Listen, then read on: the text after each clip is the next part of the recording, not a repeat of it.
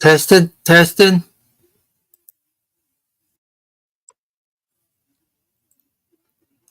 There we go. Got the mic. Just fixed the mic. Okay, here we go.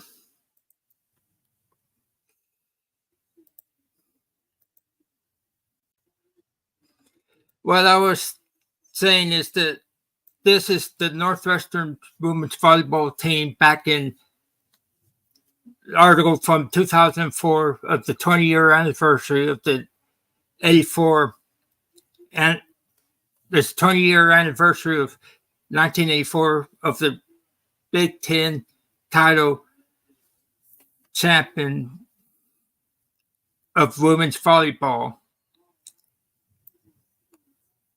This talking about Jackie Nunes, the Jacqueline Nunes that we know of today, was the setter, and she's been the leader in assists per game, per contest. She was the All Big Ten, they call it, quarterback of that season's title, means quarterback of the women's volleyball team. It's a expression mean like she was a key figure on the volleyball team. Now, Northwestern is like a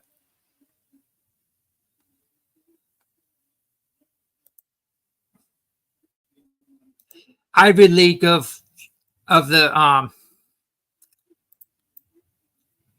Ivy League of the Big Ten.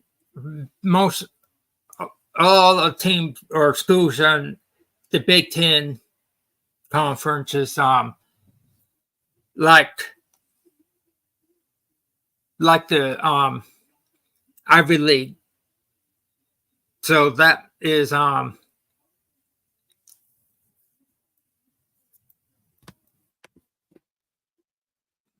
what you call very smart kids get into that school, which is going to lead me up to my point at the end of what I think about this Jacqueline Nunes. Now,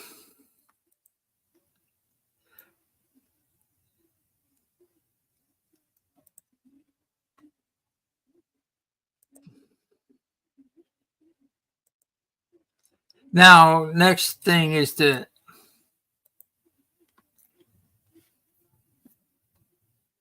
the NCAA news our size.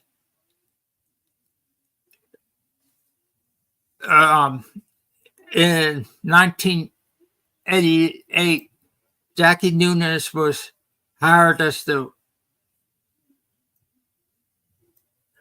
women's head volleyball coach at LaSalle University after she was its assistant coach at Rhode Island, University of Rhode Island. LaSalle University is actually a Catholic school. So that's probably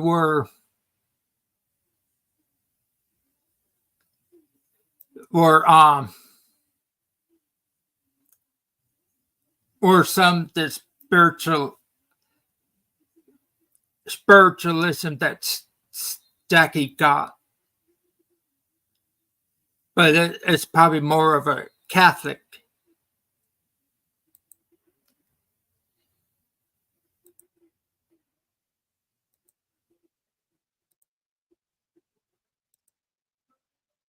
Now,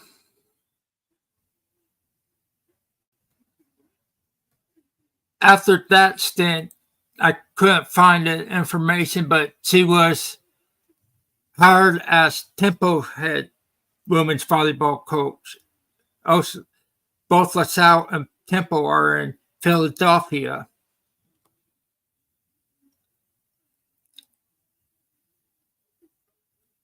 Then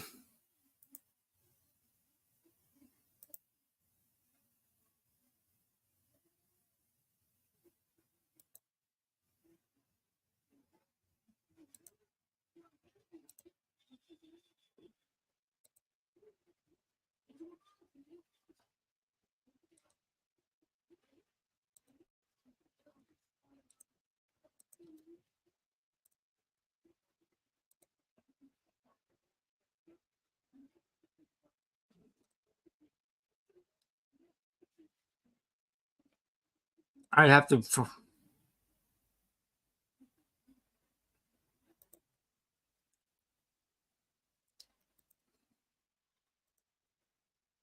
Here we go. She was hired to be the head coach at Iowa State University in the Big 12. And here's an archive article at Iowa State where Coach Nunez takes administrative position in the athletic department. Athletic director Gene Smith announced April 24th that women's volleyball coach Jackie Nunez has been reassigned to an administrative position in the athletic department. He said, Jackie and I have been discussing her transition to administration for quite some time, and we mutually agreed that this was a good time for that to occur. So, he said details involving Nunez's responsibilities and terms of employment will be finalized later. So, she wound up becoming the part of the administration of the Iowa State University. But then, as you can see, when you're a sports player, as a sports player, you be aggressive.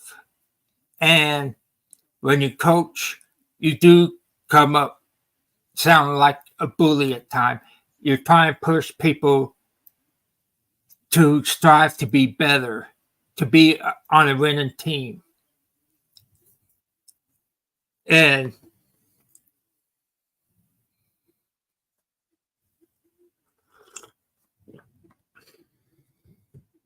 that is where I could see where Satori feel like that Jacqueline was coming off too strong, like a bully at times. So as a coach, I could see her pushing everybody to perform, to be 100%. Now, after that, after the news article, I haven't found anything on Miss Nunez for quite a while until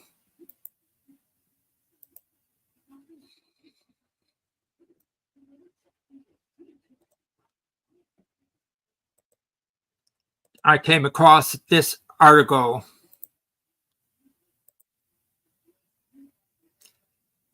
Why resiliency needs to start on the neighborhood level in Boston.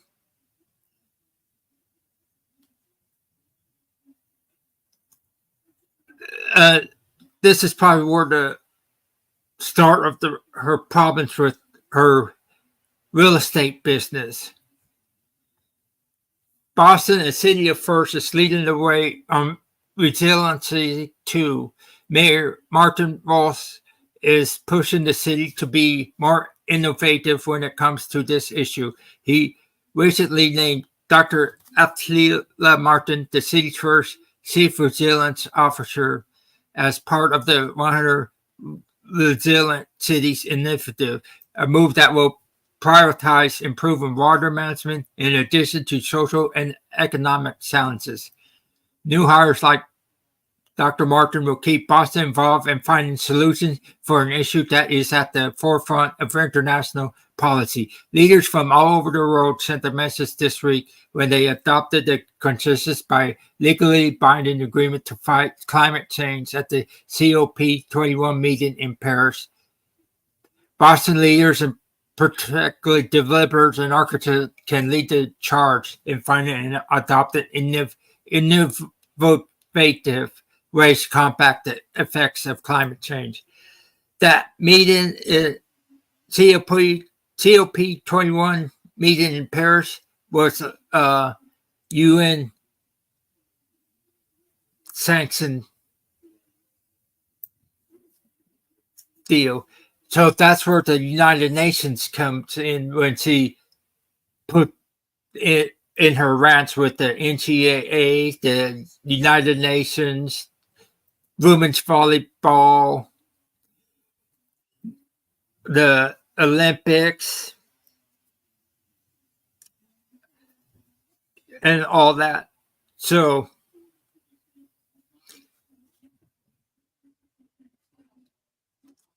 some of the modern design buildings, including the Allendale residence, will be the Boston's first entirely net zero neighborhood and first entirely LEED platinum neighborhood. It is also the first project in New England to be constructed to fortify home certification standards, which makes homes safer, stronger, and more resistant to climate change to ultimately reduce the social and economic effects of natural disasters.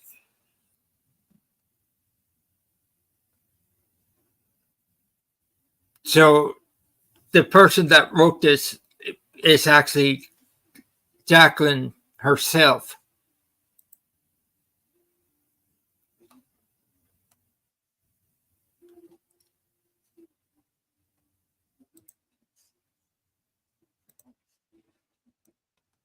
The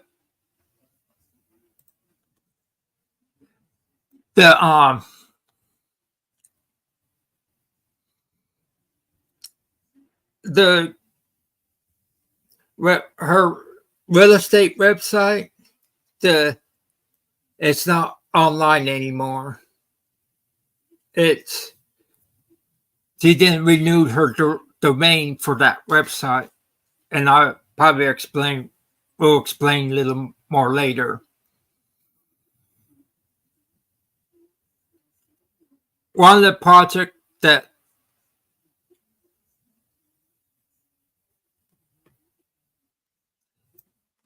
was supposed to be going and supposed to be finished this year was the 64 Allendale Street in Rex Roxbury of Boston. On May 12, 2016, the BPDA board voted its approval of the proposed project at 64 Allendale Street in West Roxbury. The original project called for the construction of 16 new townhouses, the creation of 4 additional residential units in the existing home on the approximately 2-acre project site, and approximately 47 off-street parking spaces. First notice of project change, the first MPC was approved by the BPDA on November 17, 2016, reflecting a revised program, 14 new construction townhouses and 4 residential units in the existing home. The proponent Warner Group LLC filed a second notice of project change, the second MPC, with the BPDA on April 8, 2021. The proposed project, as described in the second MPC, now completes the construction of 10 new townhouses, 4 units in the existing house, and 2-unit addition to existing house. The proposed 16-unit project at 64 Allendale Street now totals approximately 35,800 square feet of gross floor area and includes 28 vehicular parking spaces.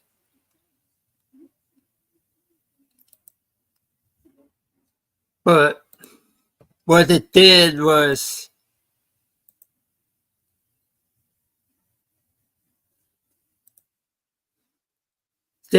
brought lawsuits.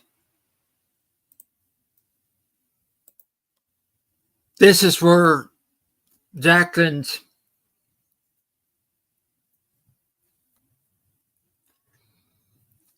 issues began, and where she started losing money in her real estate. A board coalition of neighborhood residents and groups are suing the city of Boston to enforce its own zoning laws in order to protect one of its most pristine parks. A group of abutters supported by the Friends of Allendale Woods Coalition has filed suit in Suffolk Superior Court to stop the building of $18 million plus condominiums on a 2-acre lot, which is zoned for single-family residents.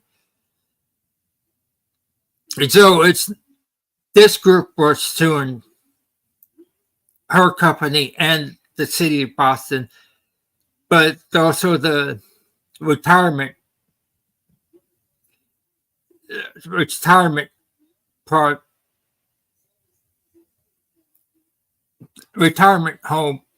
deal also sued.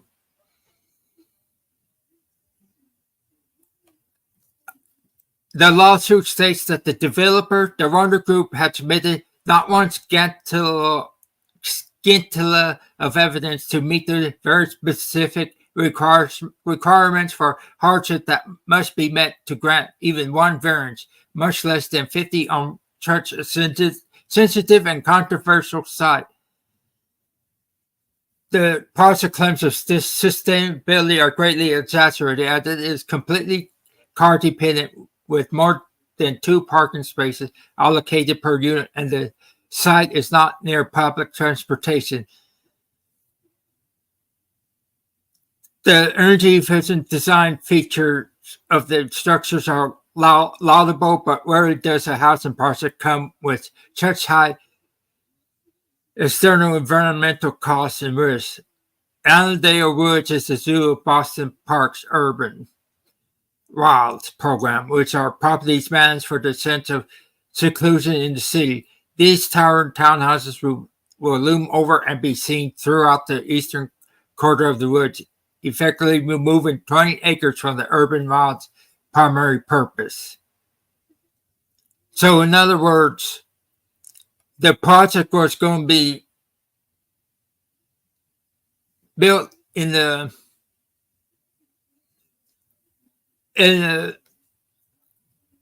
secluded woods that's been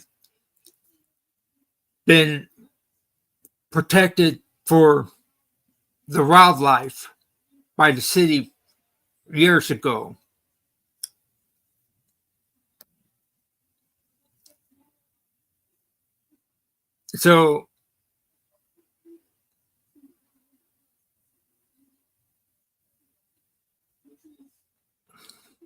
So this is a case where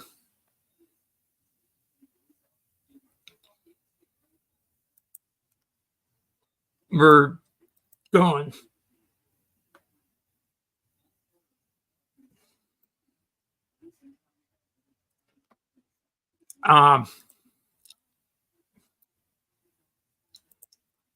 Another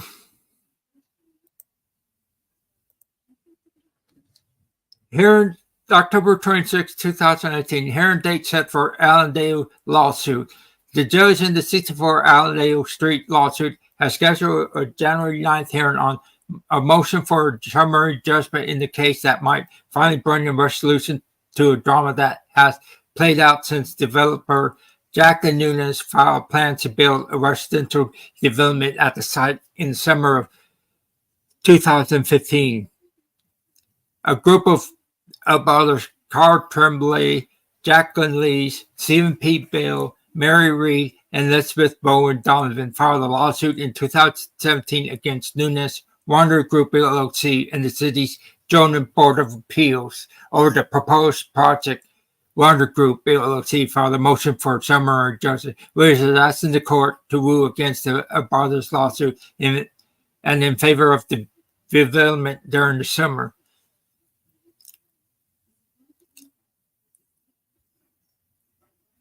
The judge the year before split ruling on a motion to dismiss the brothers' lawsuit. The ruling denied the motion to dismiss over lack of standing, but granted the motion to dismiss on the spot zoning claim and several other issues, including citing potential damage to the wetlands and as an adverse effect, which narrows the scope of the lawsuit.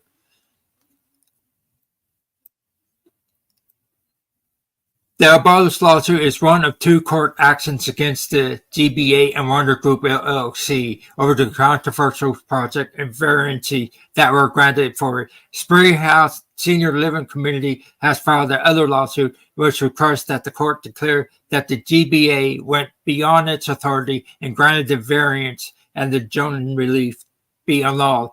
Spring House Senior Living Community approached the proposed project site. There's a reason why the Spring House were fighting.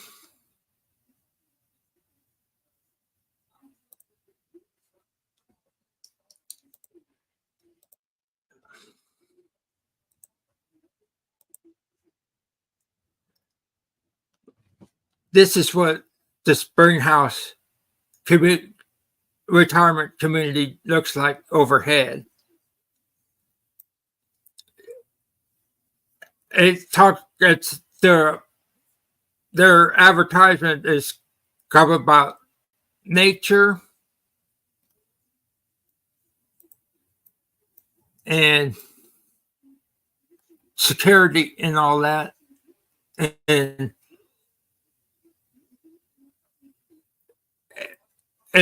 that there's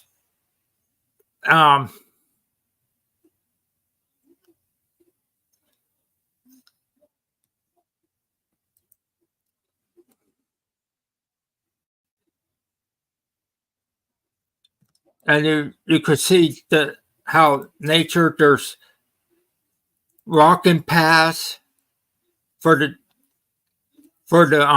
senior citizens,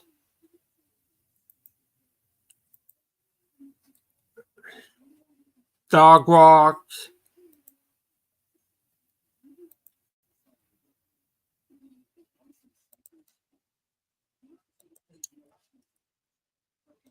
parking spaces, kind of little park. It's kind of a beautiful place.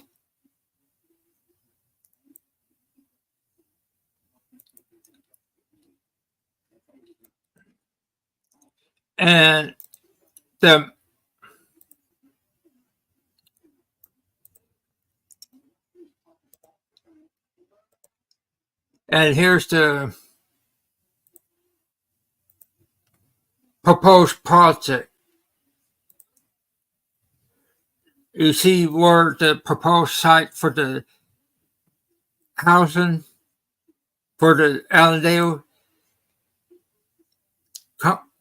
project be at? It's going to take out some of the Spring House walking paths and all that. On that side, takes out a lot of the trees, the nature, and all that, and the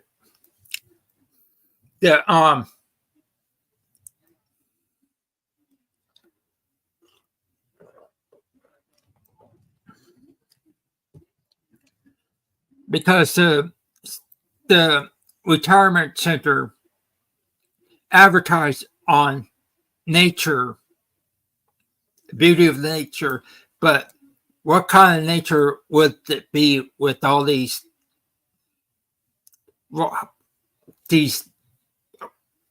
complex that looks like apartment condos? It's going to wipe out a lot of what the seniors paid money to have. The rock in nature and that. Well, it's actually kind of like screw the elderly people. And that's what Jacqueline Nunes was fighting against, the older people on this lawsuit.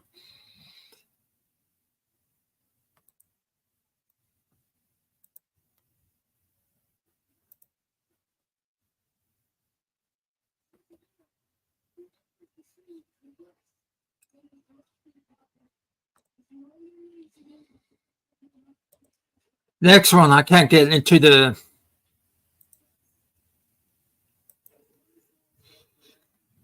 because it's behind the paywall, but the title reads Mayor Ross blasted over big bucks JP condos. You could see so many people were upset with the mayor at the time and with Jacqueline Nunes.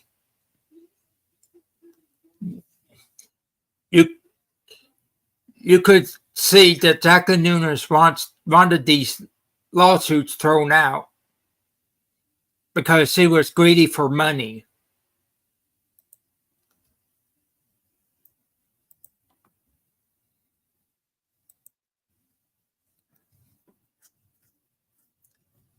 So,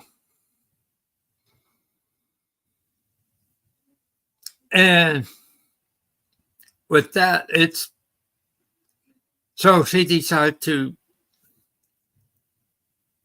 as it is, it seems that the court case is still ongoing. And she's still fighting to try and get that bill. Those complexes, that the project that she was supposed to get done was supposed to be done this year. But Jacqueline missed the deadline for it, and she lost a lot of money, which means so much money lost there on that project. And I think I know the reason why she bought the Conjuring House,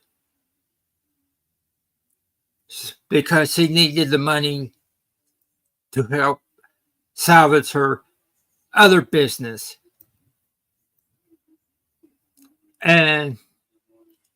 But when she saw the cash cow in Cody and Satori, she knew about it, and she was greedy for the money to have them perform at the Conjuring House. Let's not put Jacqueline as an angel in all of this, like some people want to do.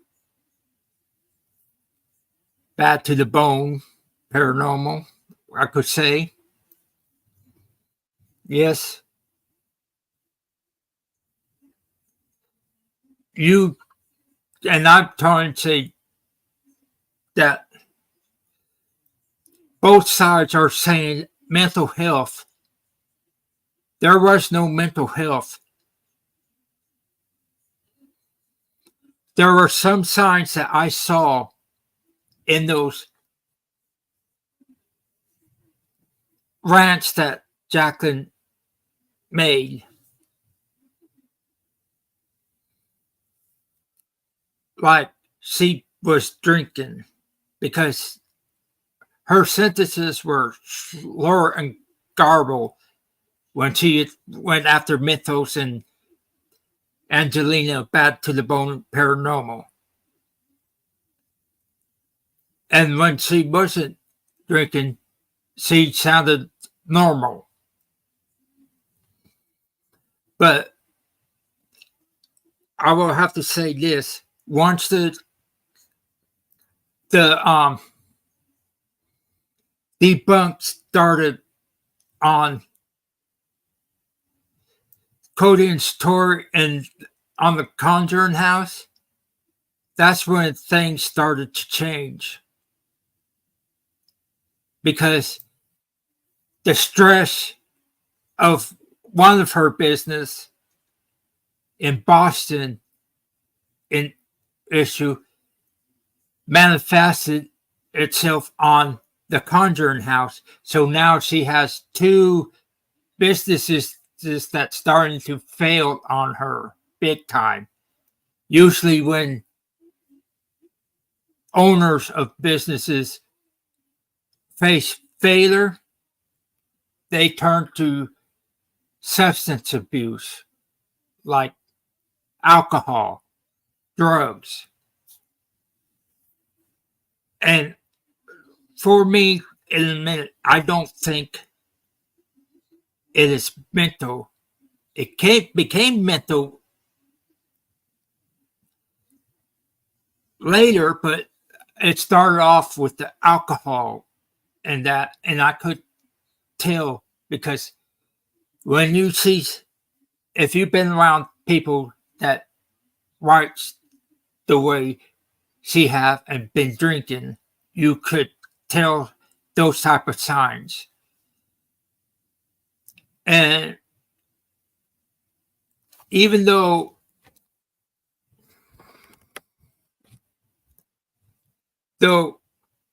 Cody and Jason and Satori are scared, I think they should be, because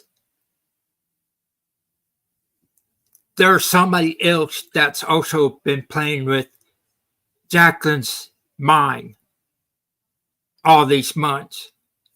It's not just the videos by Jason and Satori and Cody.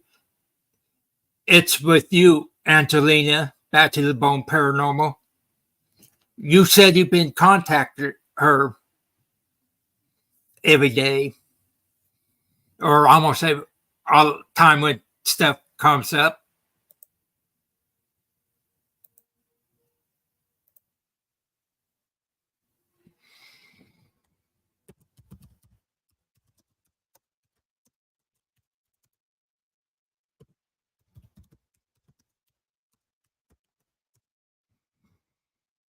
But what did you tell her? What did you say to her?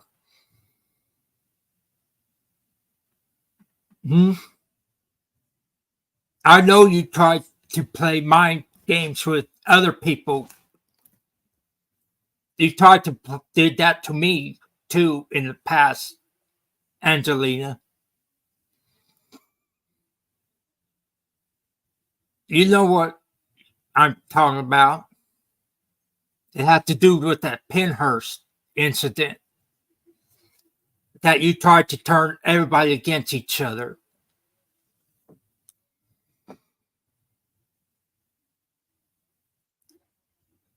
And you lied to me.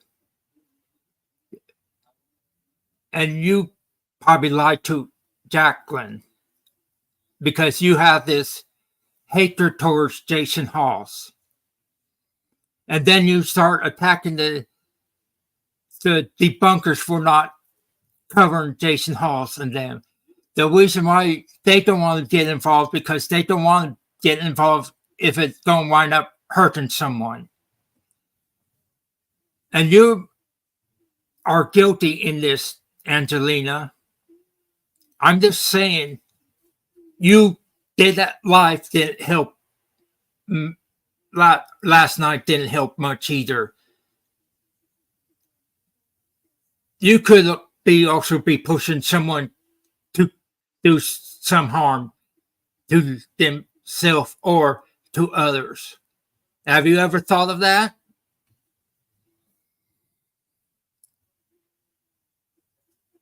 And as for Jason, he has the right to speak up.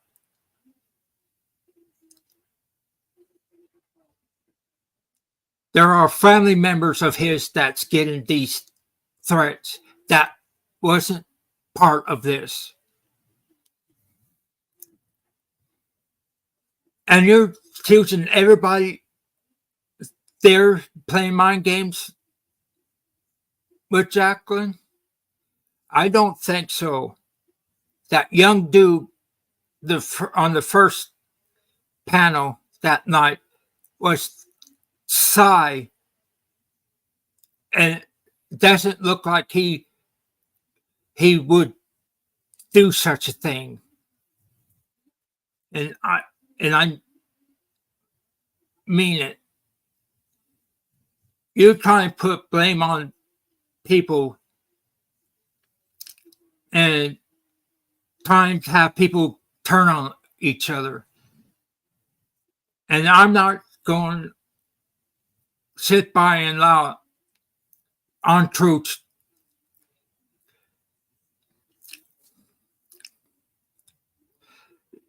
be gone. You did the same thing later, posted on the sixth wall, trying to tell him that you got an email from Omar or somebody from his camp saying that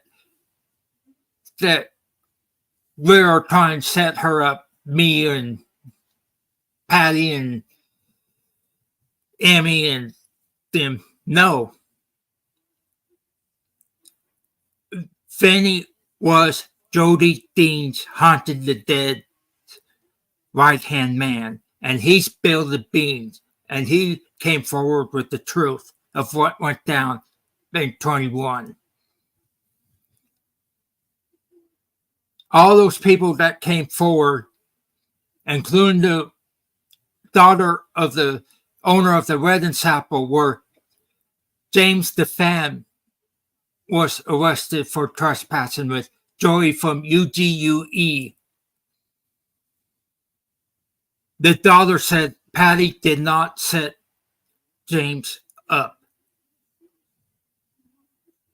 And we know who it was. It was Jody Dean. So that's why the safe didn't get involved with what you're trying to do there. You've been pulling or stunts on a lot of people this year, and it needs to stop. You're the one that's been posting all these videos about Cody's story and about the Conjuring House all these months. Mythos trying to hold back on doing more videos. He sees the issues at hand, but you kept on doing more. Hi, Faison.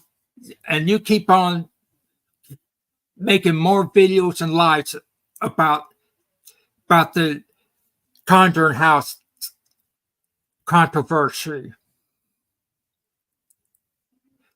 You've made more videos and live streams than Jason Hawes has. And you have the gall to accuse him. I know I don't agree with Cody and Satori one bit, but you are the hypocrite that doing all this stuff. You also took shades at Ben. You took shades at people in their chat last night took shades at Jake Hart's. And then you and this Critical Sam take shades at Beardo. You know why the debunkers are not going to side with you or work through these things, they don't want to be involved, and you're trying to attack them, and they don't want to work with someone who will attack them.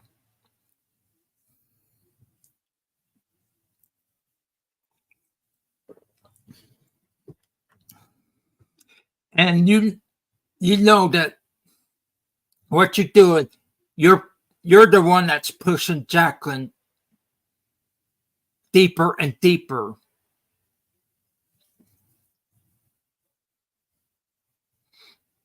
You said you've been sending stuff to Jacqueline, didn't you? What people told you or something like that?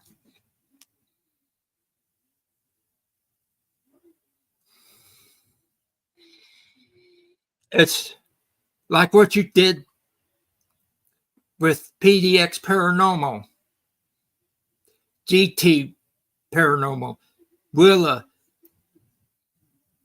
and others. And you think it's funny to try and tear friends apart? And what you're doing is no better. Jason didn't want to sit around and watch or BS. That's a BS lie. You, in that live, said you want to take Jason down and his family. That, for me, sounds more like a threat.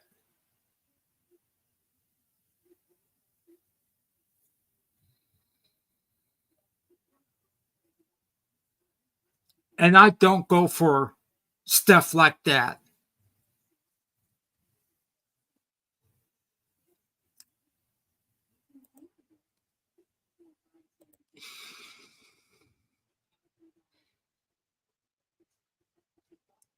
You're going to push someone to actually get hurt. As it is, nobody should go to the Conjuring House right now because someone will definitely get hurt.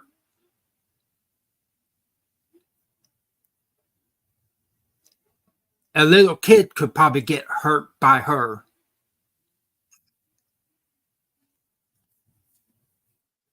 Think about that.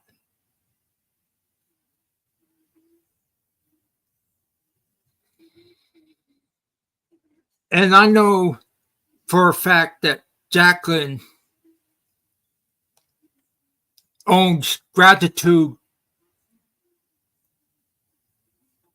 Winery.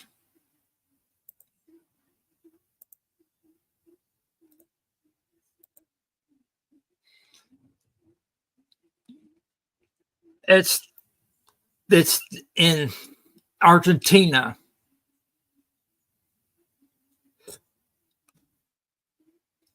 It's where her vineyard is at.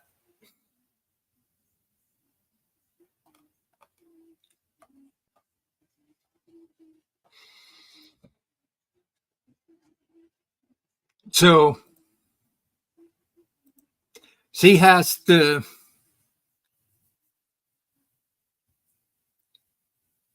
winery that she could get wine from.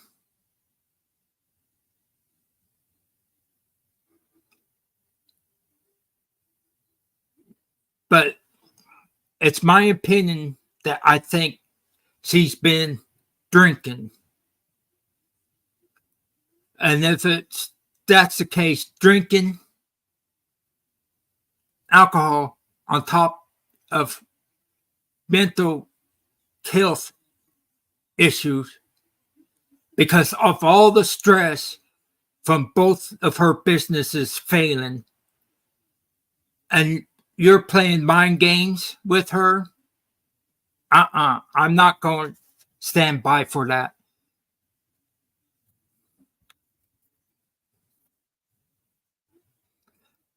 And to me, I think both sides are wrong on this.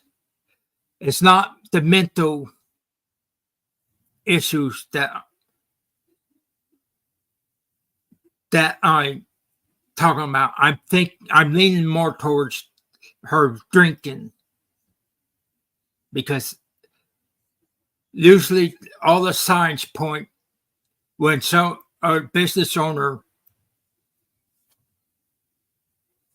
have businesses that failing, they tend to go to the substance route, like booze, drugs, you name it.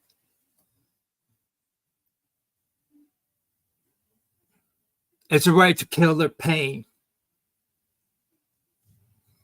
And in a drunken state, they could rage out like she has with those 2 letters. Rants that she put up on the Facebook group.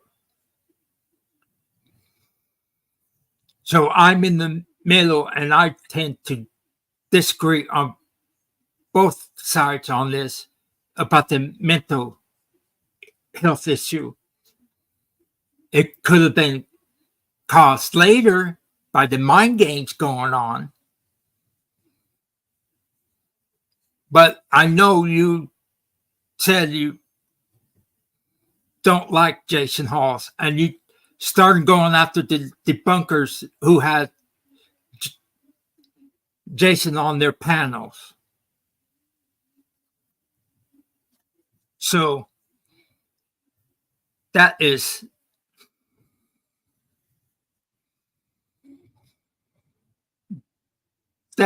what the issues going on that I have to say. Now,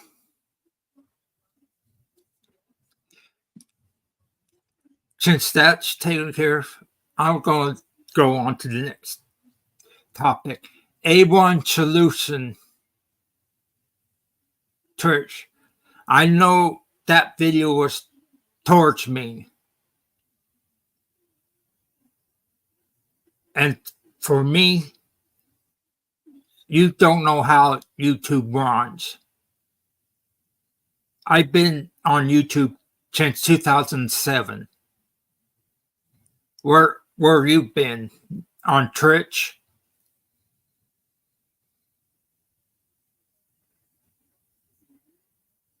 You don't know. I post my theories and debunks on the content creators.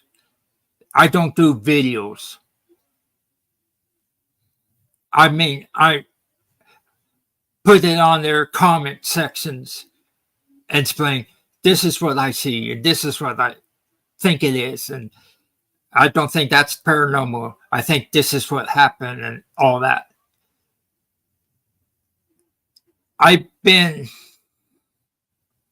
nice about it, and the creators thank me for the input. I'm not skillful to do these fancy videos like Beardo or you or other people. I do the best that I can, what I do have. And you had Colin commented under that video attacking me. You didn't, and other debunkers, you didn't realize that I helped Colin get his YouTube channel back after it was terminated. I also gave him the history of what table turning is, which is why he said he won't do it again. And you're trying to encourage him and Elton to do it more. You're encouraging them to do something that's been debunked for more than 100 years, done by musicians at the time. 1848 time period that the table turning stuff been debunked. Even Houdini debunked these people. Table turnings are usually fake. Seance done by fortune tellers, gypsies, and fake mediums with rigged tables and all that. The term came to it because of the Fox sisters. The Fox sisters hold seances and tap the ABCs on the table.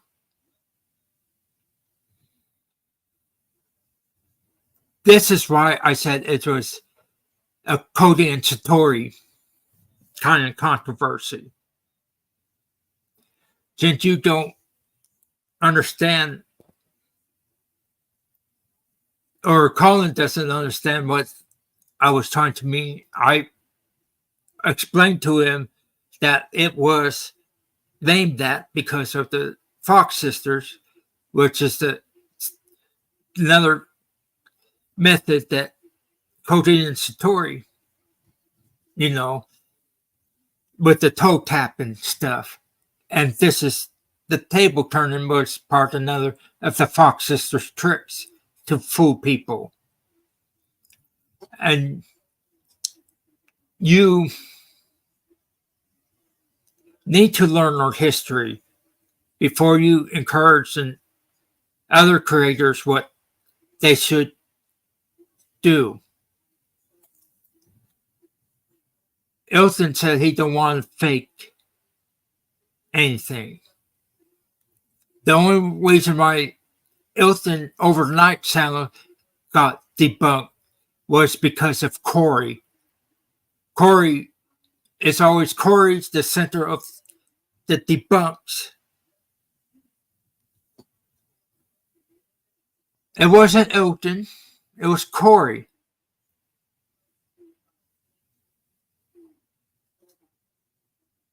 Like that, where that card that go right off the nightstand at the Conjuring House. Side-Eye Guy and Joe Vitale was there. And Joe Vitale did an experiment, and he showed that the nightstand was like at the type of angle where the cars could slide down the top, roll off. He showed that there's stuff up there on the nightstand to keep the cars from going off the table. And there's also the floorboards creak and bends and that, which also affect the nightstand to jar, jiggle a little word, knock the cars loose. So they took the challenge that Crow saw.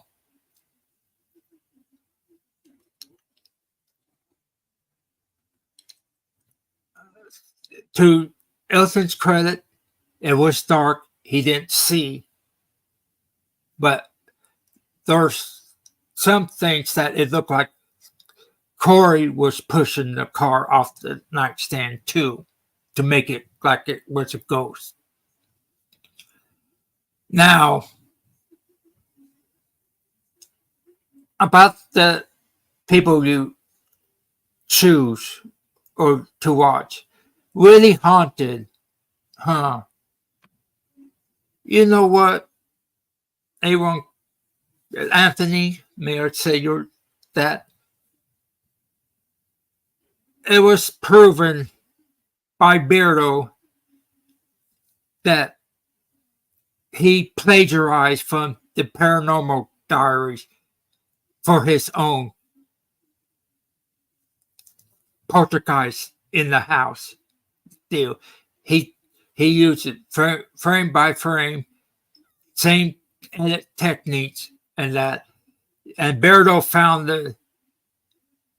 editing of masking and all that. Like what you said about the kid being pushed down the stair in an empty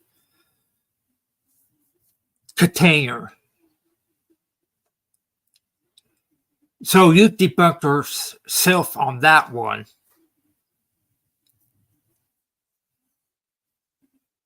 Because of her claims about the debunkers. Now, what I said to you about Jody Dean, it's the truth. It's not from the debunkers. It's from his former friend that came forward and outed Jody Dean as the guy who set everybody up to take a fall. And it was his friend that Jody said anybody that's around Jody Dean fakes their paranormal. That's include Omar, him, or Jody Dean, CJ Faison, Mo Sargi, James Stefan, Kelsey Davies, Davis, you name it. I didn't say that. It was the message that anybody who learned from Jody Dean saying that staging or faking stuff will get you the money, the views. And Patty with the G team was going, I believe she was going to spill the beans when they put out that bullying campaign against her. And from reliable sources, let's say, I got word that Jody Dean had help from someone. I'm beginning to see that Jody Dean and Angry Cajun was working together all this time.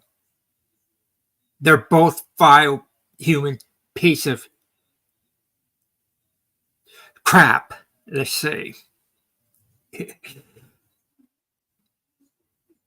Yeah. They're both people that are jerks. Jody used Omar and them to go at Patty. Angry Cajun used Patty to go at Omar and them. You see? And there's posters, that's poster stalkers, and use some designs that Angry Cajun came up with that Jody used, and Jody uses autistic stepson to put up those signs to go after Omar and try and blame it on all these different people. Mm-hmm. Go think of that, Anthony. Before you start saying who's real and who's not real, you should check out people, other channels like PDX Paranormal and that, who did cover the interview of Jody Dean's friend or ex-friend and right-hand man at the time. He has the knowledge and know what went down. And I also have the link to the diss track video Jody did, saying all this nasty, rapping about these nasty stuff towards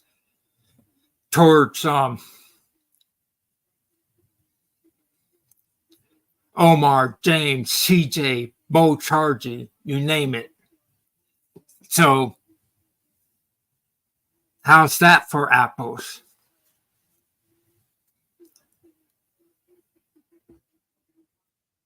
Now,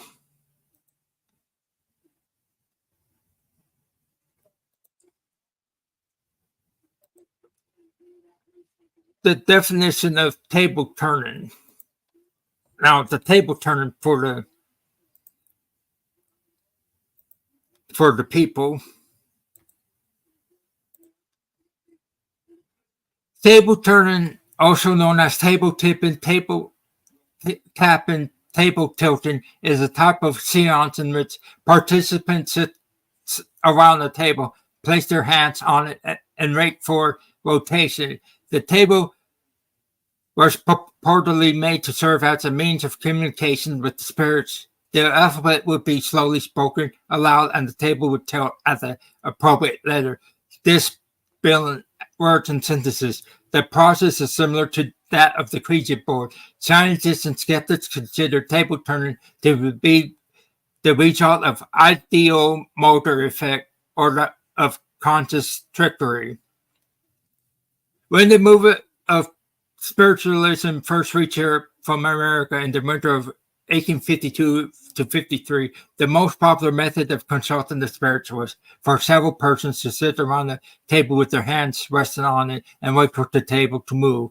If the experiment was successful, the table would rotate with considerable rapidity and would occasionally rise in the air or perform other movements. Whilst most spiritualists ascribe the table movement to the agency of spirits, two investigators, Count Gasperin and Professor Thury of Geneva, conducted a careful series of experiments. They claimed to have demonstrated that movements of the table were due to a physical force emanating from the bodies of the sitters, for which they proposed the name actinic force. Their conclusion rested on the supposed elimination of all unknown physical causes for the movements, but it is doubtful from the description of their experiment whether the precautions taken were significant to exclude unconscious muscular action, the ideomotor effect, or even deliberate fraud. In England, table turning became a fashionable diversion and was practiced all over the country in the year 1853. John Elliotson and his followers attributed the phenomenon to mesmerism. The general public were content to find that explanations of the movements in spirits, animal magnetism, otic force, galvanism, electricity, or even the rotation of the earth. Some evangelical clergymen alleged that the spirits who caused the movements were of diabolic nature. In French, Allan Kardec studied the phenomenon and concluded in the Book of Mediums that some communication were caused by an outside intelligence as the message contained information that was known by the group. Scientific reception. The Scottish surgeon James Spray, the English psychologist W.B. Carter, and others pointed out that phenomenon could depend upon the expectation of the sitters and could be stopped altogether by appropriate succession. Michael Eugene Severo explains that the purported magical movement was due to involuntary and unconscious muscular reaction, where in this case, on the overnight in the Paranormal Files video about the table tipping at the Ancient Ram Inn, I believe Connor was more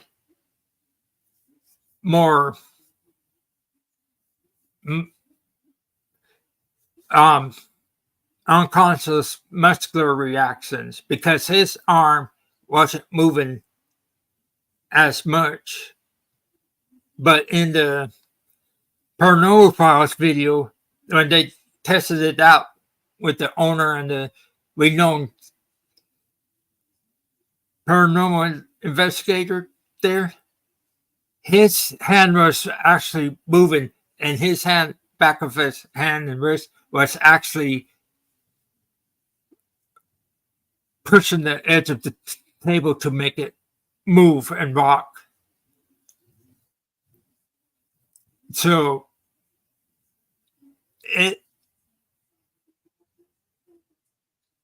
the renowned paranormal investigator was actually moving the table himself. But in Connor's case, I saw a little different, where his wasn't moving as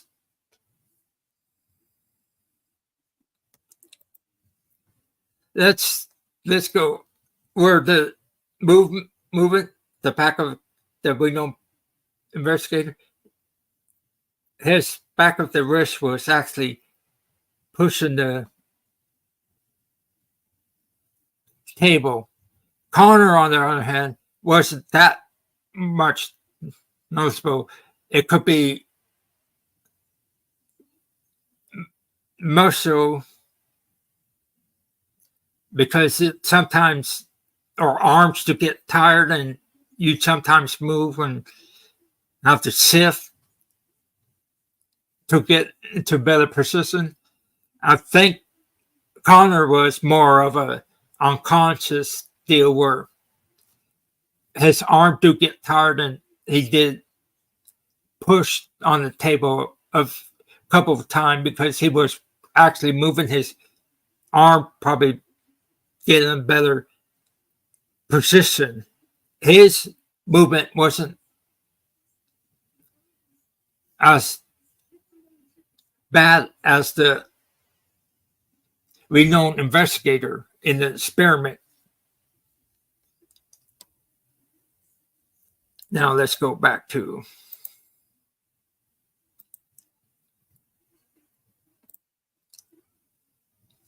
Michael Faraday devised a simple apparatus which conclusively demonstrated that the movements he investigated were due to unconscious muscular action.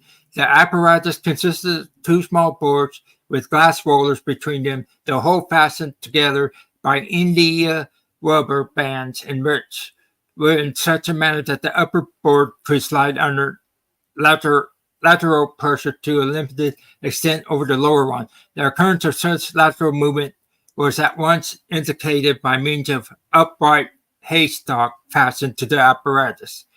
When by this means it was made clear to the experimenters that it was the fingers which moved the table, the phenomena generally ceased. After this experimental approach, Faraday criticized the believers of table turning.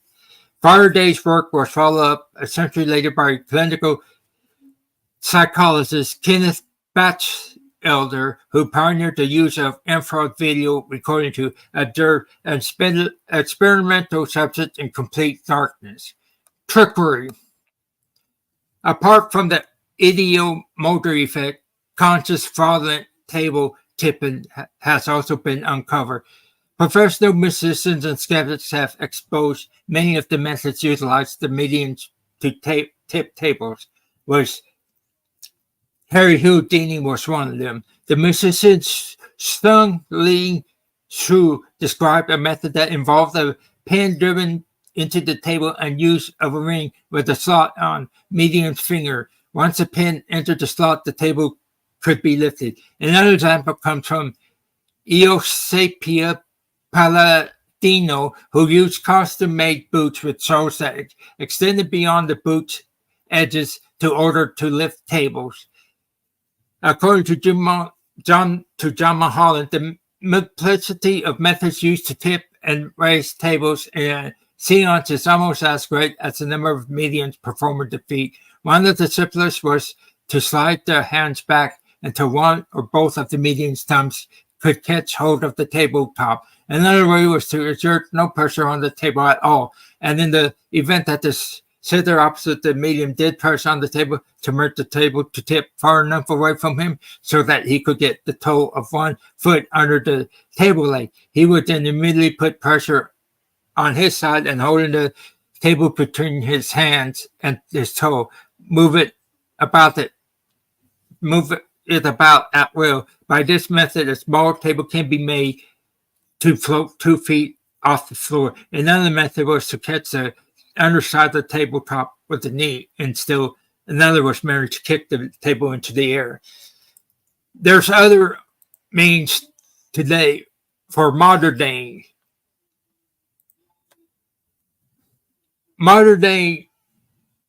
table tippers were like musicians use some tables themselves. You could have clear wires, and if it's dark, the table could be lifted up, like levitated. Another is wires that goes underneath the carpet and up into the table legs and have some kind of like mechanical motor that's silent that could move the tables like this as well. And I believe that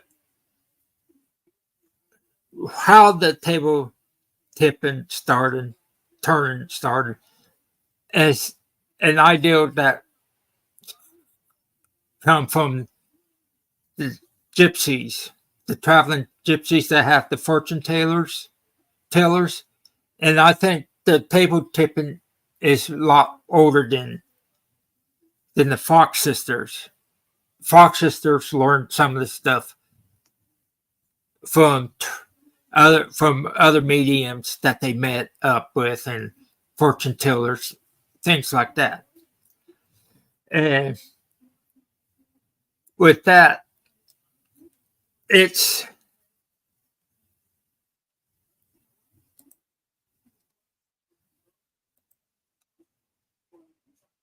the how the table tipping got started. So now I'm going to show some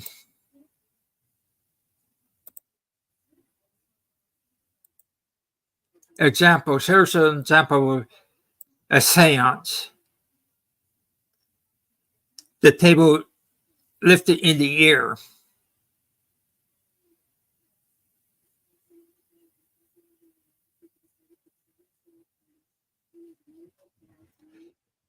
Can you guys debunk this?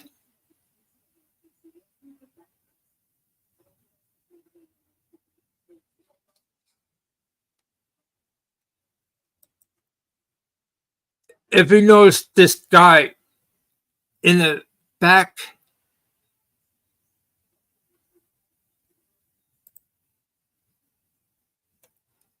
back there, facing us,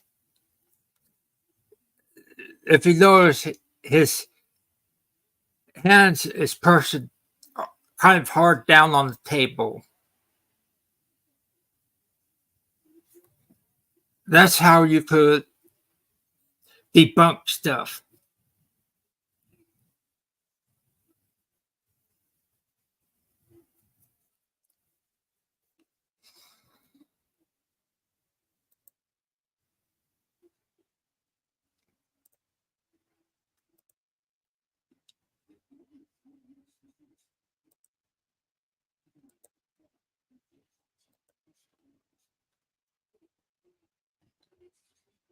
This is another.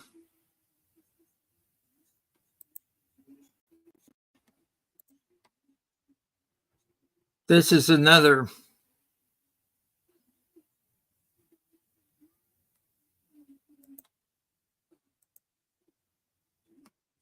This is another one that you could see how the table tipping or table turning.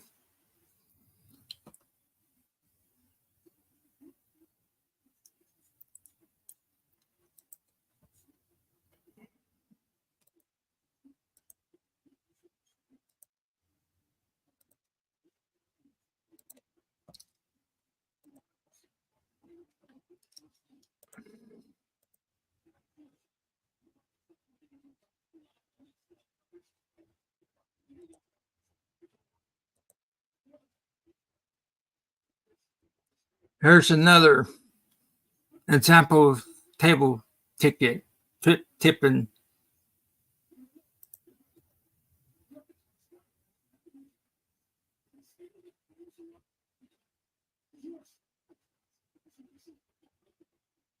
You can see the hooks and that underneath the arm.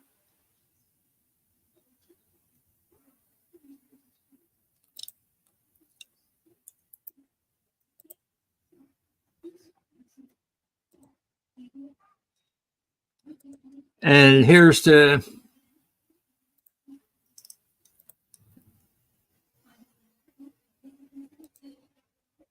the drawing of where the ring underneath the deal, where the guy doing it or gal doing the seance to lift the table up.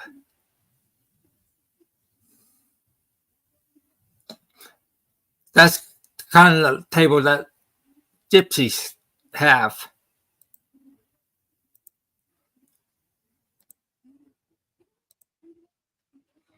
Now, that's what table turning is. Nowadays, they use the table tipping term to use when you tip a waitress at the restaurant or at a bar. So that we may need to stop using table tipping. Now, to the controversial stuff.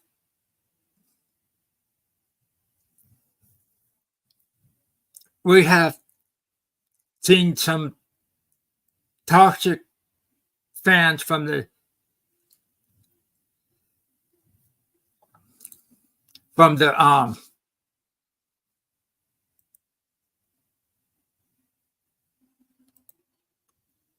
Trend Paranormal.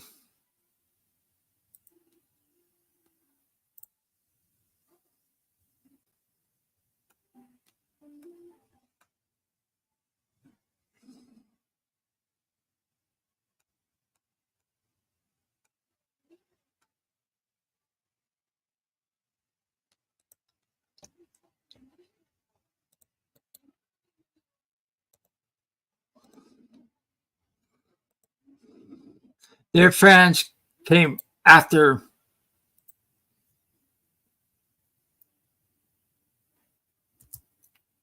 Andrew Stonewalk and started bullying him because he did a constructive criticism on how the trends investigate.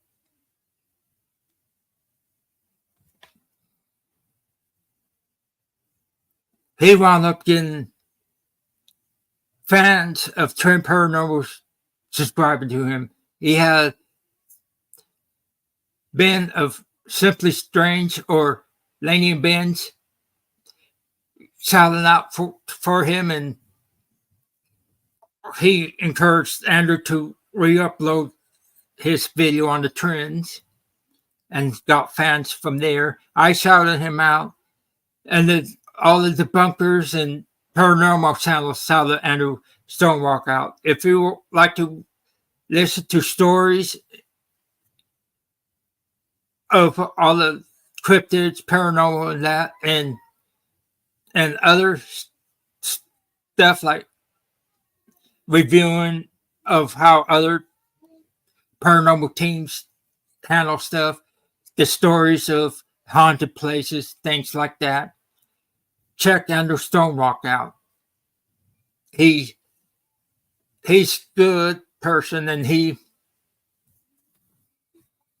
support a lot of us. And I have to say, I will praise Ben of Laney and Ben for being, I'd say, a changed man. After he became a father, I've seen the change in him. And he wants to do good, and he's showing everybody how he faked his paranormal deal, and he'll give his views on everything in paranormal and all that. And he didn't believe what Anthony and Colin did to me. So thank you, Ben. Hi, Beth. you missed the fireworks earlier. I called out Angelina for playing mind tricks on Jacqueline Nunes.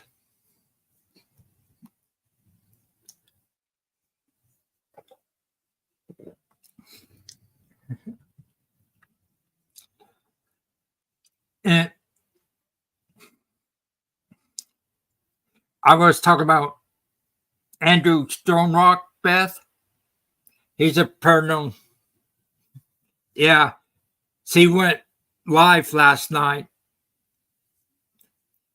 And she said on her live last night that she wants to take Jason Hawes down.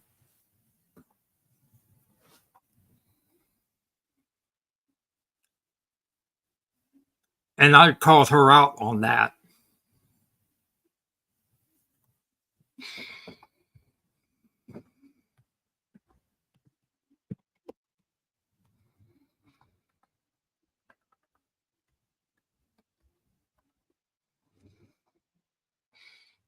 Yeah.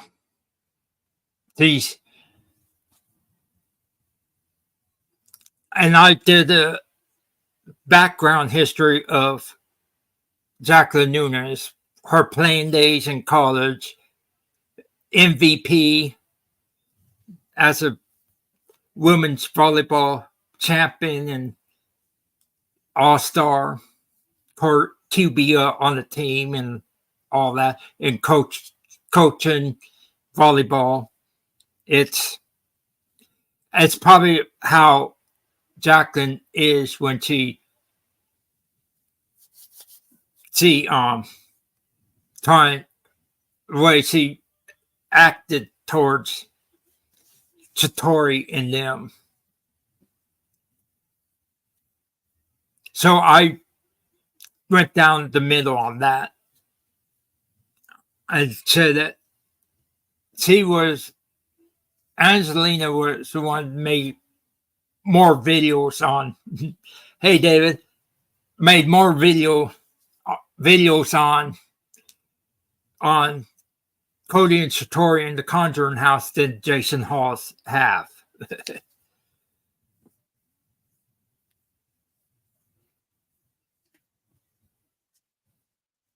And I said why the debunkers are not getting involved in that controversy drama.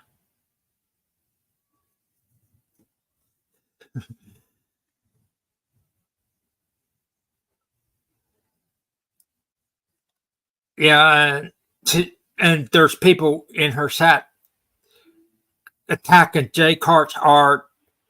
She attacked Ben of Laney and Ben. She made side comments toward other debunkers like Beardo because him and Jason Hawes became friends, even though they don't agree on Cody and Satori. So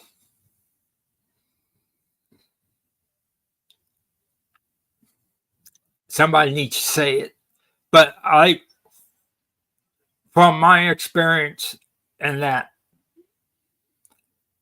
and her business failing in Boston with her development company, real estate company,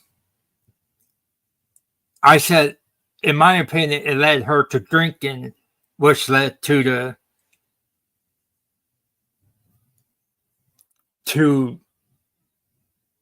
where we're at today. Because now 2 of her businesses are failing, not 1.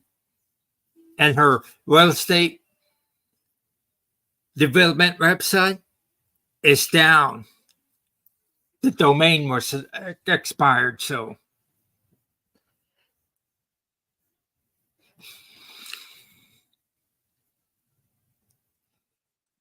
it's all my research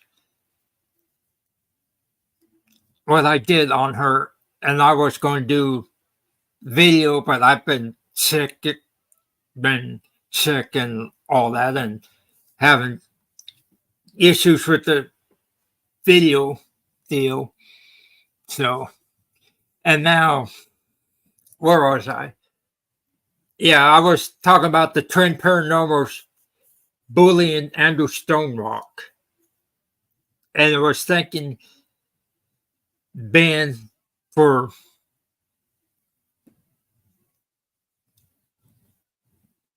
his help with Andrew, and even giving me a shout out too. So,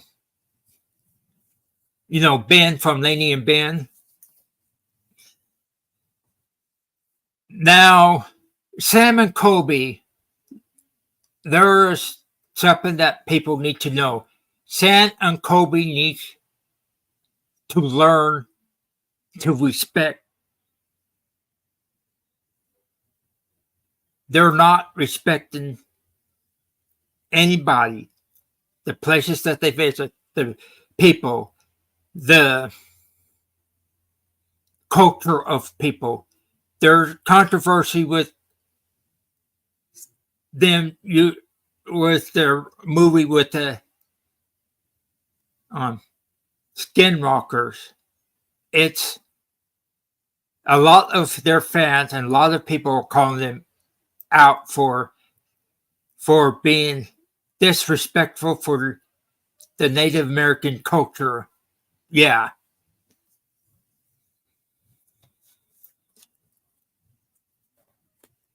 And them buying that school is one thing.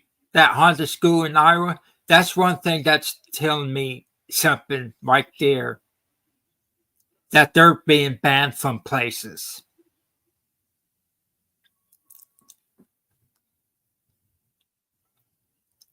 And Elton wants to buy the Conjuring House overnight. I think he's being banned from places too. That's my opinion. Why would they want to buy these places?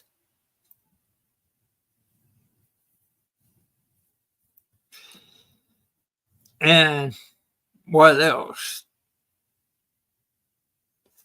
was I going to say? And the things that's going on with these controversy is that it's killing the paranormal. The larger channels are killing the paranormal community. It's going to be a time where all paranormal investigations be banned from all the places because the owners and them will say, forget it. These large YouTube channels keep damaging our property and disrespecting us and all that. Because Ghost Adventure started this trend. And everybody wants to be another Jack Baggins. And Seth Borden quit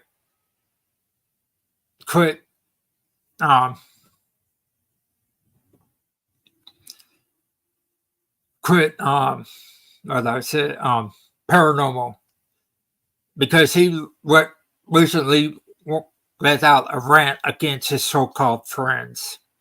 His friends turned their back on him after all the allegations of abuse against his ex-girlfriends and inappropriate contact with underage girls.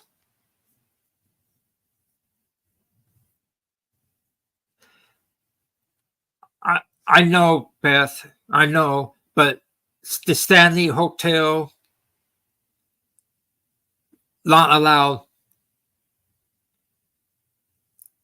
to individual guests for investigation anymore. The bar dam, whatever it is in Tennessee, Joe Vitale says that became off limits to paranormal investigators now because of these YouTubers and Jack Baggins cause issues there. St. Augustine's Lighthouse is another one that I heard is off limits. That one place in Little Rock is off limits now. All you could do is have a tour, and that's it. And things like that. And the side-eye guy did a video on why the boys were banned in South Australia. Since the side-eye guy is friends to Adelaide Down Under Paranormal ladies, since they're tour guides at those places in Australia, they were talking about groups been banned from there. So we presented the boys as an example of why paranormal groups are getting banned. Why do you think TJ Faison is have that haunted farm? And Jasko's doing haunted camping trips. So that, and it's not a dig at Jasko because I could tell from the beginning he was trying to be more kind of like a scripted entertainment type person. And I think maybe they should, people, I'm say this, Mo Sargi, Jasko, TJ Faison, exploring with art, exploring with Angelo, exploring with Brad, B get Sloss. Them people look at Papa Jake Sano. He put in his description comedy with character development and all that. And that tells you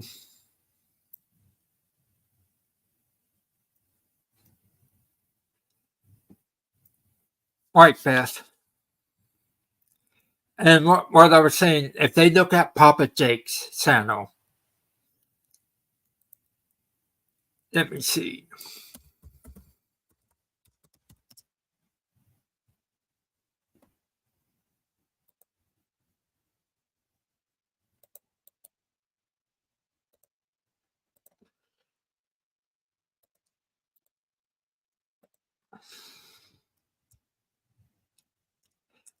There's a Papa Jake's link. If you read his description and see what his channel's about, it's kind of like a scripted comedy in the paranormal field and life games and all that. They have a series of pond monster and Bigfoot and flying dragon and things like that. The latest is video that dropped. They found a siren head in their backyard.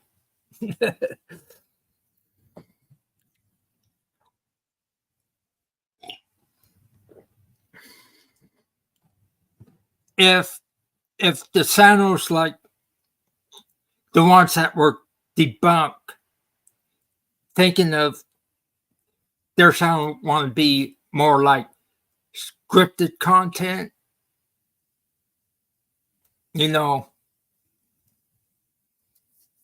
to be more clarifying what their sound was about, they would get more views because people would watch something that's funny in that.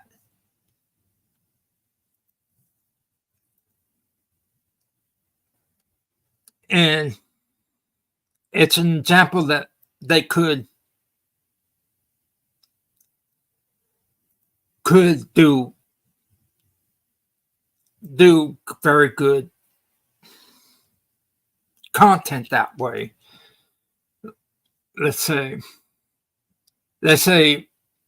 CJ could do a series of, whether you say, video series of all these different paranormal stuff scripted at his farm, and have other people there staying with him and experience the Bigfoots and things like that. And people would know it's scripted for fun. It's probably more of a way for him and others to serve to. That way, people won't confuse them as paranormal when they're more for entertainment. And I think they could do better that way and expand that way. Papa Jake's have 7.67 million subscribers. If CJ and them look at that, yeah, but that's what I said. And I think CJ is trying more scripted. Mo Sargi, I got Mo Sargi trying to be scripted, because when I said to his fans on his page, I said, Mo Sargi acting and he wants to be more into Hollywood type stuff, because this feels scripted to me. And guess what? Mo Sargi gave me a like and heart for saying that, because he knew I figured him out, that what he wanted to be. And that's why I could tell he's scripted, so I'm not going to say he's fake. So, especially when Mo Sargi acted in the 2 movies of The Looking, which is the short horror movies, where the second movie, he got possessed and killed all his friends.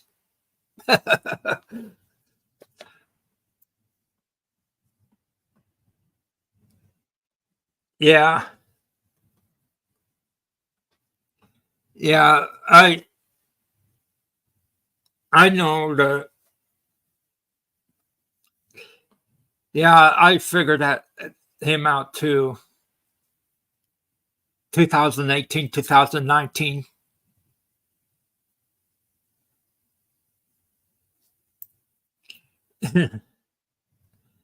Yeah.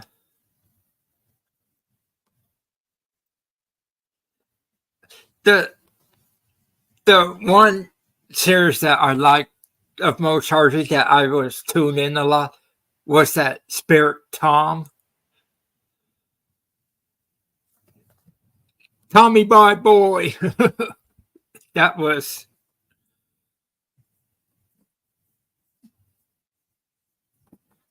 that was kind of got me interested in that stuff. But then there's other things like the Siren Head, or not Siren Head, but the Slender Man. I go, that was bit off for me. I even though exploring with Danny with his problems, I did like his.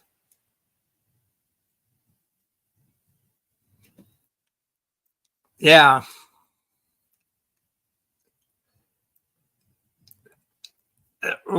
exploring with Danny, the UK guy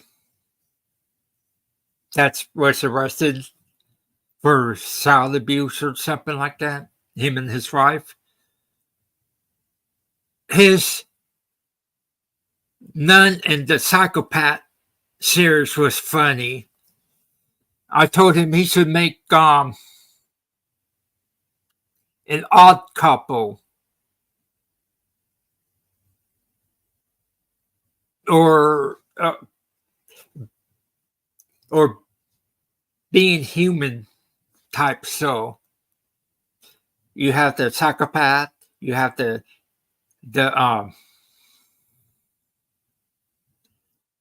nun, and that alien he had showed up a couple of his videos.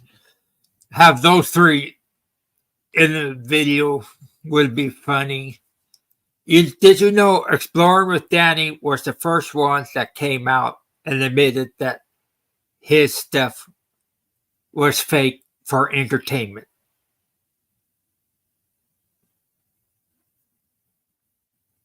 People didn't know that until I said that, spoke to them that. The reason why he came out and did a video why he said that his videos were fake for entertainment was because his friend that was playing that nun in his videos was seriously hurt at the abandoned church where they used to film a lot there. Oh, Exploring with Danny, he's been debunked a lot.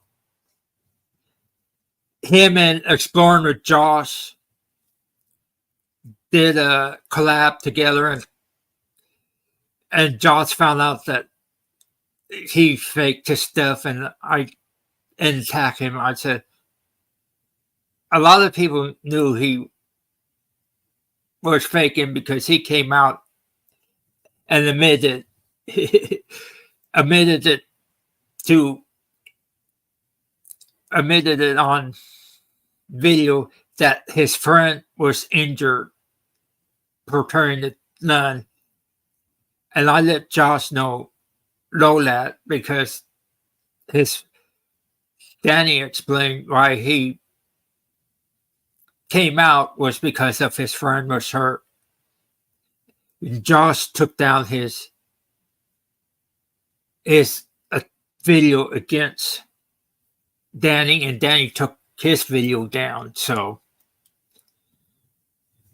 I guess that kind of cooler heads prevailed because Josh didn't know about Danny's friend was being hurt and why he came out and admitted it.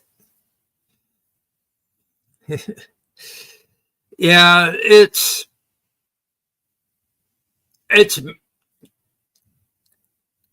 yeah, some of these people were bigger with more subscribers count. Danny had over 100,000 subscribers. He's in UK. His brother Andrew Duffy is still producing paranormal stuff. Or Andrew Duff. Let me see.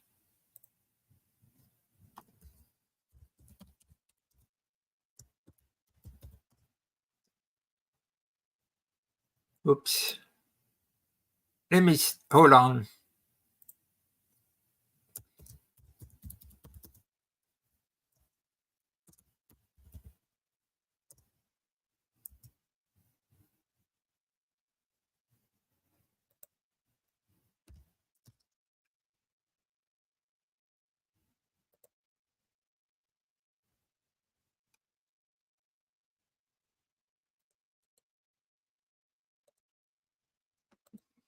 Okay, here.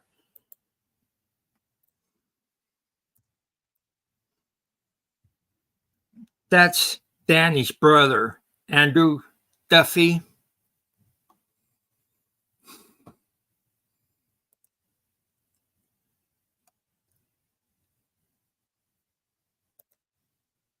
He took down a lot of his videos.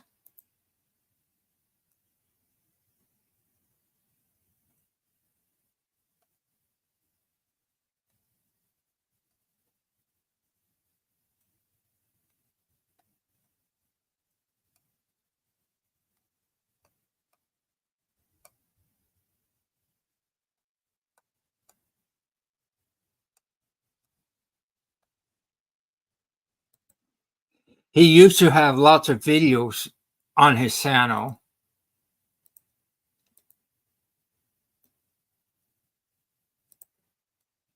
including the ones that he did with his brother.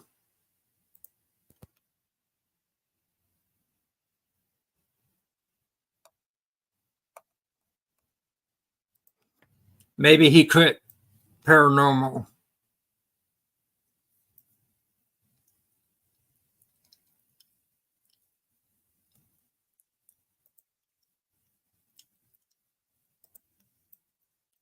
Yeah.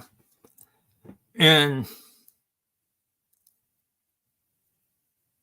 like we've seen before, a lot of these channels come and go. Oh, another thing that I remember, Sam Colby also wants to be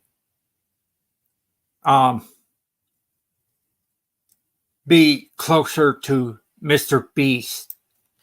I don't know why anybody wants to be around Mr. Beast these days. Sam and Colby's are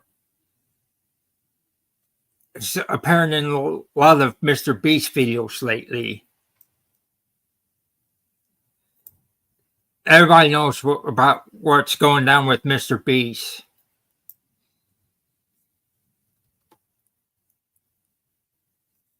It's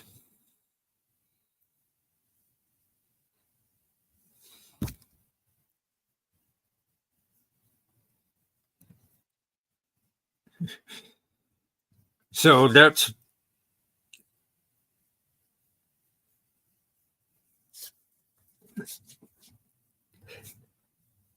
so it's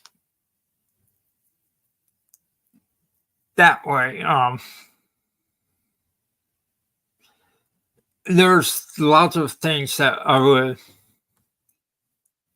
want to cover maybe next week about state of bad script writing, storyline, bad characters in movies and that.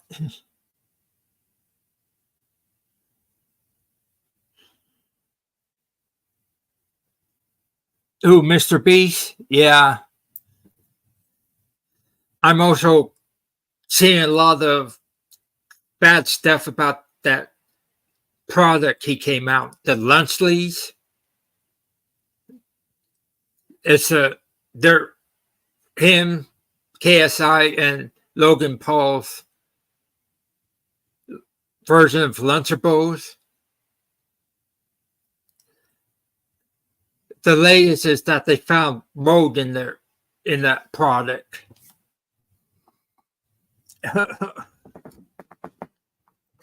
Who wants some moldy Lunchable crackers and that?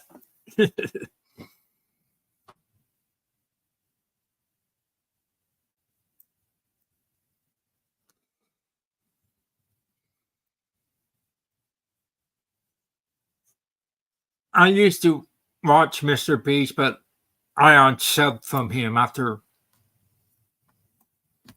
all that bad stuff coming out about him.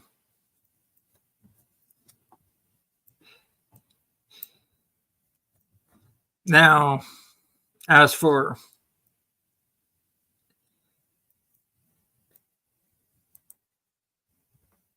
anything,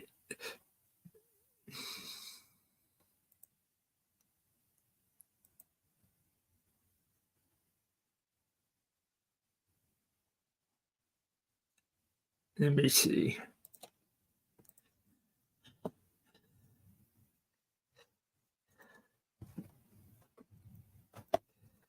If I would, if you, like I said, if you like to look at check Andrew Stonewalk out, he's a good guy. He even came out in my defense too, like I came to his defense, and I helped him get subs. And anybody else that I could think of that may need.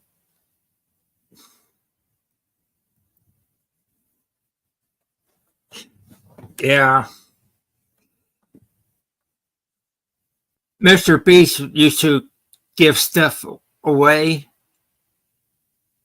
almost in every videos of his, like casts and all that. But then he started doing all these contests, and they're getting like these game show contests.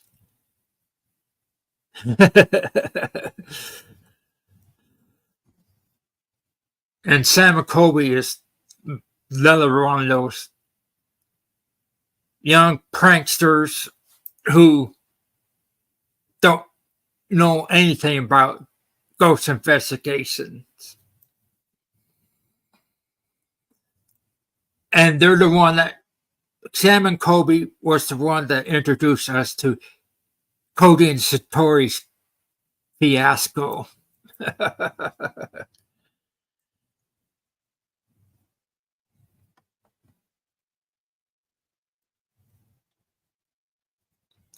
That's why we have that Conjuring House drama, thanks to them. Did you know Project Fear actually debunked Cody and Satori, and they didn't know it?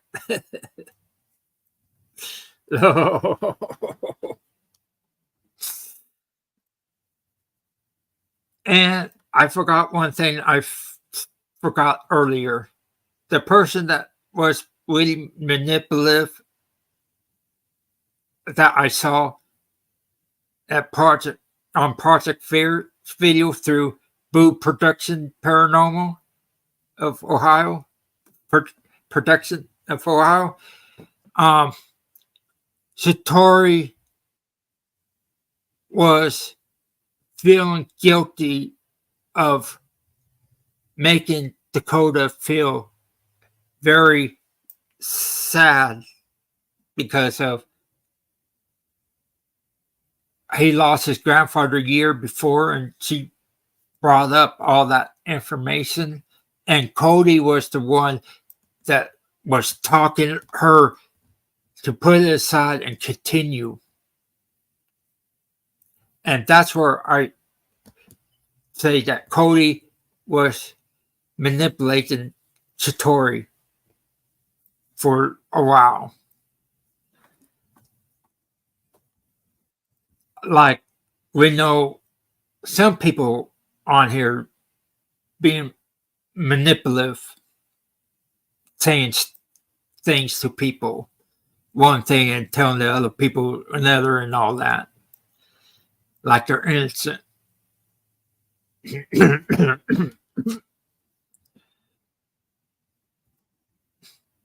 And I think Beth, you and David may know who I'm talking about.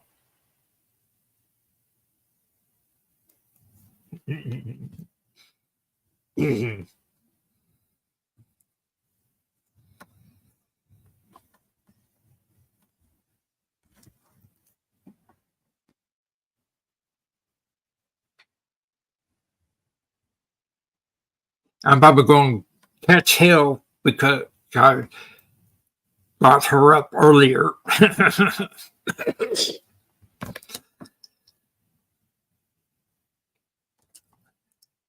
Well, I guess the probably the end of what my presentation is.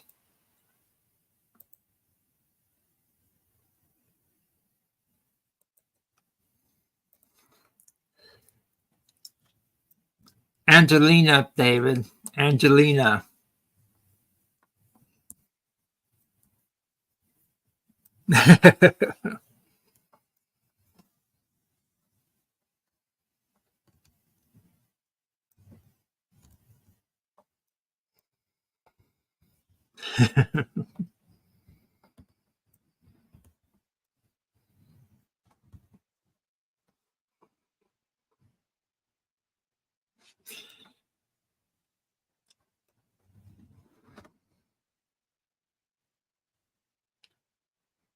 Angelina, Bad to the Bone Paranormal.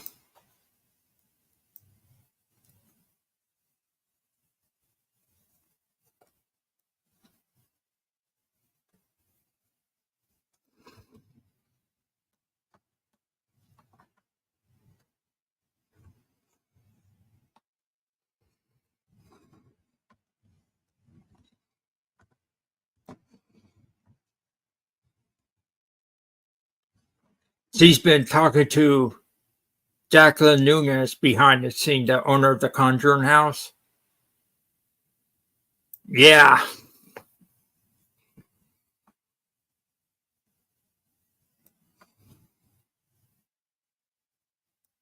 Yeah.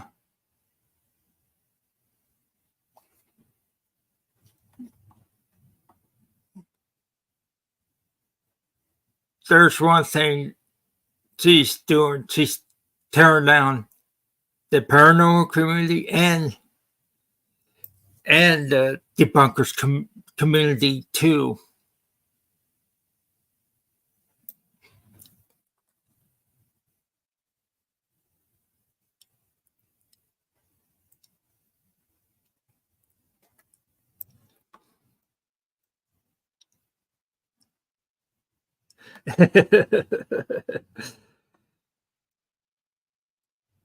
Yeah.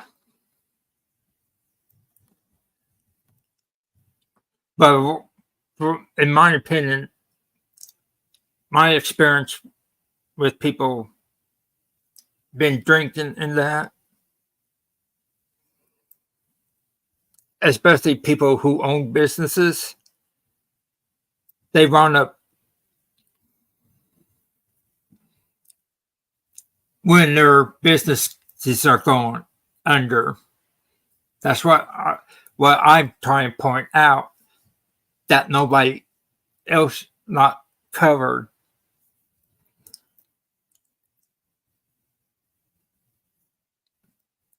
Angelina's trying to put it out that her mental health started long before when they started, when she bought the place. I go, whoa, back up. Every interview since and after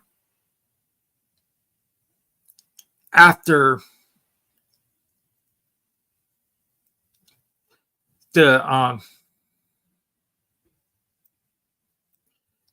when Sam Colby released their Conjuring House series, she seemed sane and normal.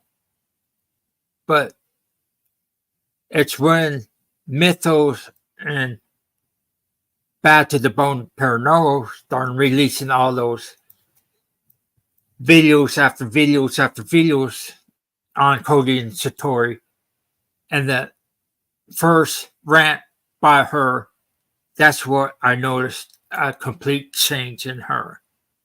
That it looked like her rambling sounded like she was drinking. You know what I mean? It's my opinion. Okay? If she now has mental health issues, it's probably mix it with alcohol, then Jacqueline Nunez really needs more help than it is. Somebody needs to take charge of the Conjuring House to keep it up and running while she gets the help she needs. But I don't think Angelina is the right person to be the one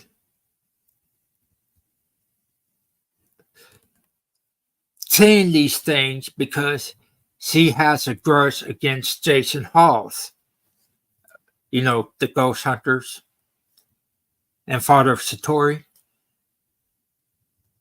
But what did Jason done to Angelina? I didn't see anything he did to her. I don't take it out on him either. Jason asked his daughter,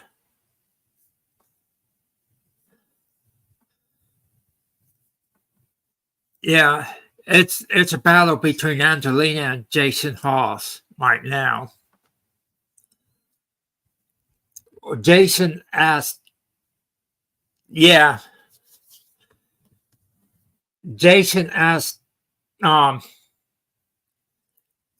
and Satori to take up the offer by Kenny Biddle so that they could take them to a neutral place to be study.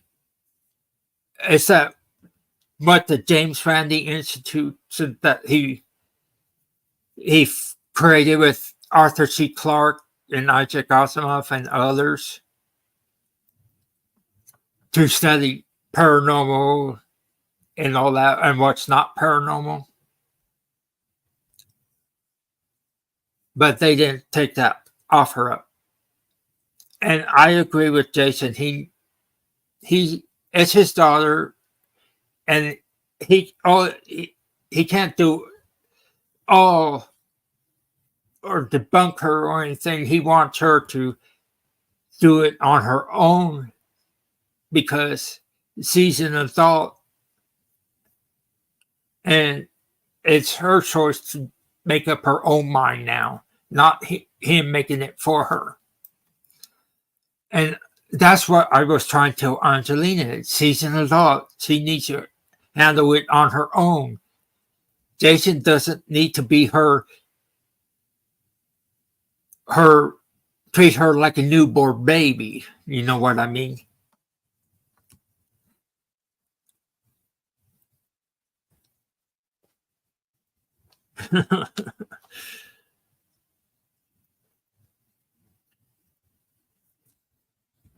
You know that one of the original ones, Amy from Kinder Spirit,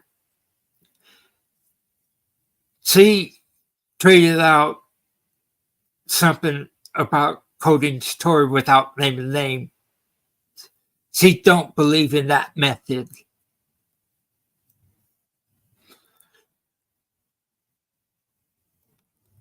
So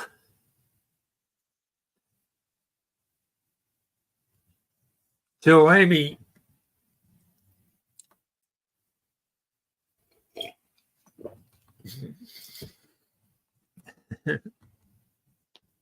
yes, David. Children of the Crow.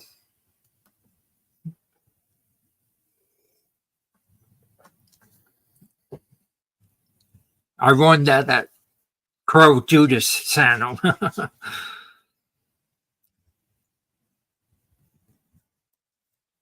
I named the Hellraiser song. Yeah. Jason talked to me in his comment section. He said, as long as you do debunking and do it like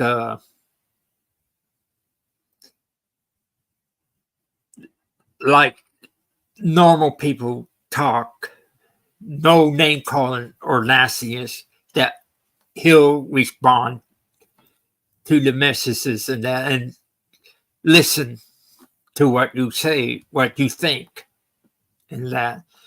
I pointed out to him, what about the one of his videos about it's hard to debunk paranormal all the time. And I said sometimes there's new science information come out because we're learning more every day about our Earth, the giants and all that.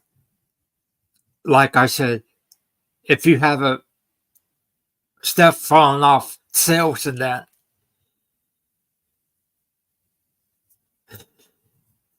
yeah. And what I'm trying to say is that when things fall off the shelves or off the wall or table or doors opening and all that, it's because the earth is moving underneath you. And we're discovering new fault lines every day because of the fracking. Because if things start falling off or opening, doors opening and all that, it's because of the fracking. And then we can look up websites that monitor seismic activities, where you could see if there was a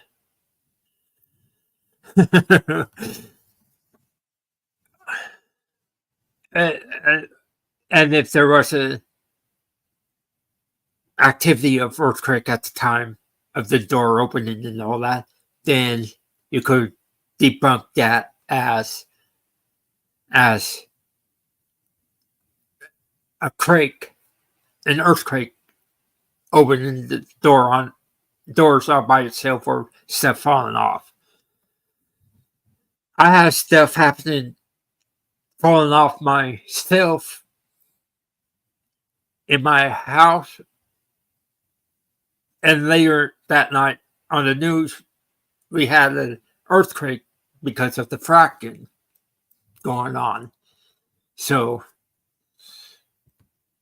that unexplained why my CDs fell off the shelf. It's not because of paranormal, it was because of the earthquake from the fracking.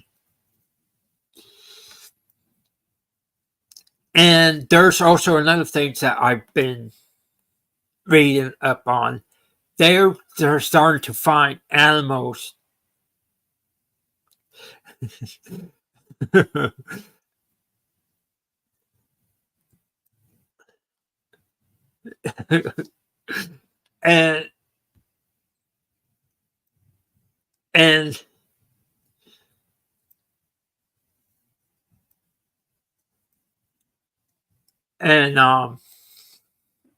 well, I mean, animals that could mimic people's speech pattern. Have you seen the videos? Have you heard or read or watched the videos on the dogs that say "mama"? Things like that. They're beginning to see animals mimicking human voices around the world. There's some apes doing that, orangutans, dogs, cats, mama, you name it, actually saying words, some words, but not all the words, but you know what I mean. I said, let's say if you heard something that said mama or something that in a, yeah, and if you heard that in a haunted place, I go, okay, is it a mouse that said that? Or is it a cat that said that? Or something like that? It would be funny that you get debunked because a cat's repeated and the words, the cats are saying these words and all that. That would be funny. The Valeska axe murder house, they have a cat there.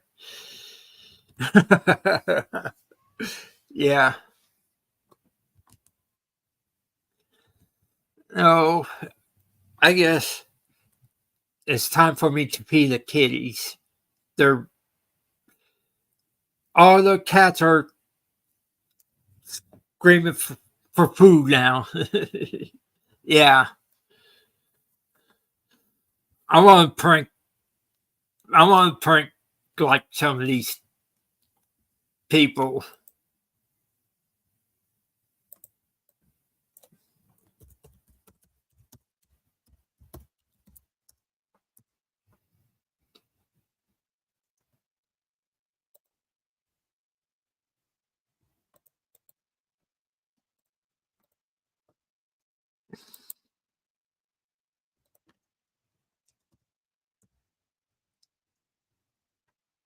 If you don't know who Dawson Tiller is, he's a small YouTuber, paranormal investigator. Me and him are planning on doing a collab together at the an old Fort Smith opera house. He wants to do an opera house or a theater. Yeah, he's in Tennessee, so he's not far from me. So that's a few hours drive.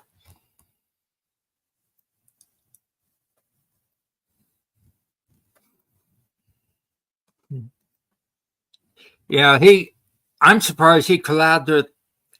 He wound up getting calling from the Paranormal Files to collab with him.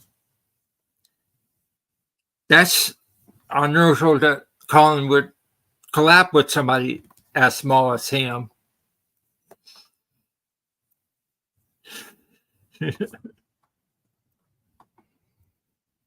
But what I'm starting to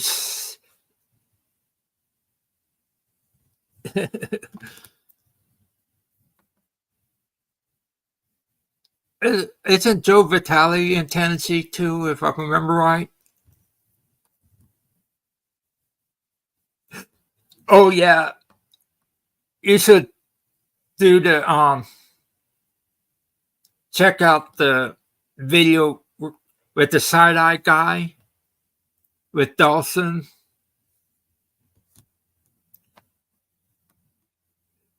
And Joe Vitale and the Nightmare Nation. They went investigation at the haunted prison, and the side eye guy saw the shadow, and he went charging down the deal of the hallway for the cells, ready to kick that Saddles behind. He wanted to kick Ghosts behind. Playing trick on me. It was Joe Vitale that he saw the saddle of. That's side eye guy is so funny.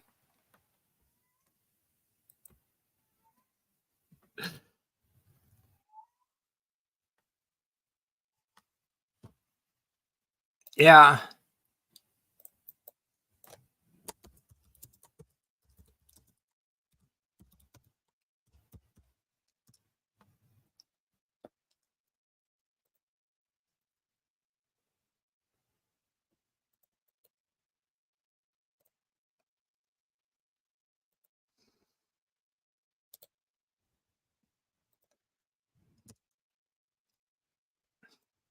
That's the side eye guy, Sano.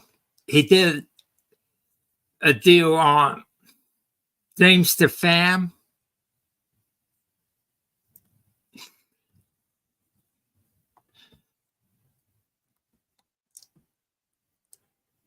It's the one that he was arrested at the.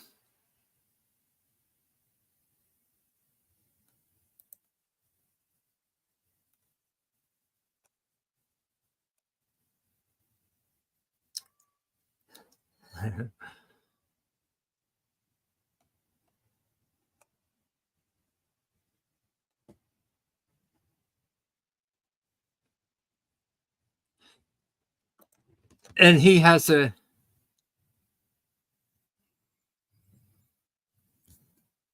He's a.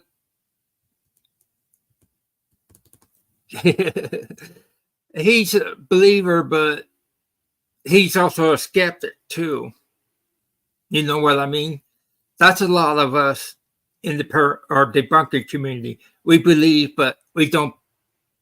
We believe, but we are skeptical of what we see from these channels at times, because it's kind of hard to, like Colin did on the commented about 1% correct. The debunkers are 1% correct and 99% slander. And it was under the A1 Solutions video about me. And that's why I posted the deal on Colin on my community tab, because I never slandered him.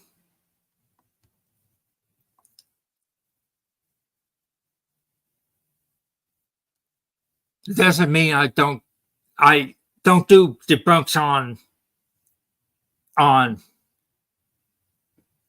YouTube, do videos of that. I commented in the comment section and give my opinion, and I debunk something that I think it's wrong. And I explain why it's wrong. And I said I'm using science and all that, and this is how I see it and explain it how I can. And they thanked me and said, you could be on to something and move on. So it doesn't mean I was slandering Colin. The person that do slander a lot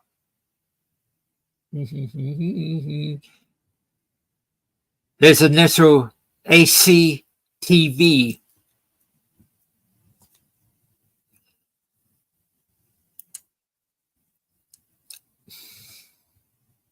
A lot of people join forces against him, even if we don't disagree, even though we disagree with each other. You know, on this one we agree that he's toxic.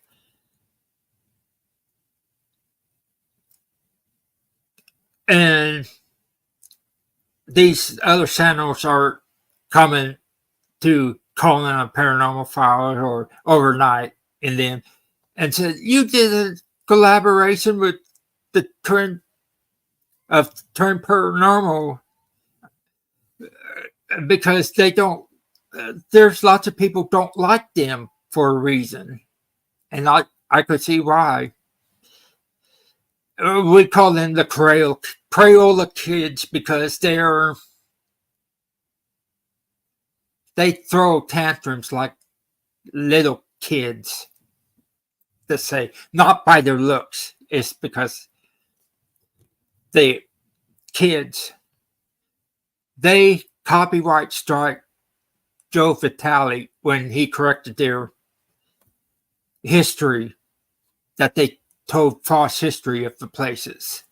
That's how bad they are.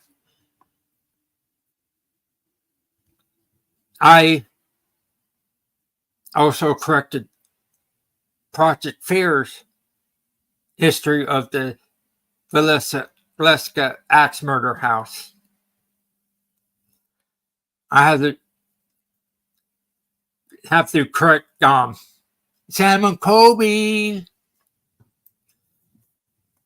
on their deal on their Hinsdale house.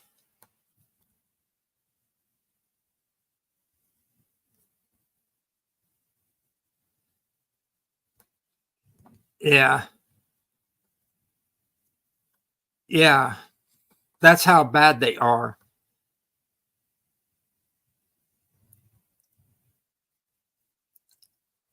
They encourage the Trend Paranormal people encourage their fans to bully other content creators if it's other paranormal investigators, debunkers, reactors, or people like that who don't agree how they handle things.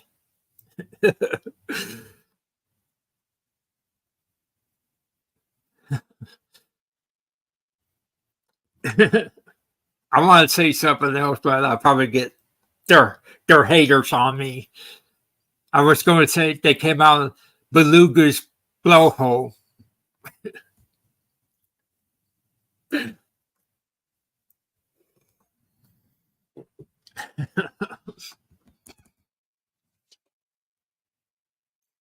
We have some lurkers in here.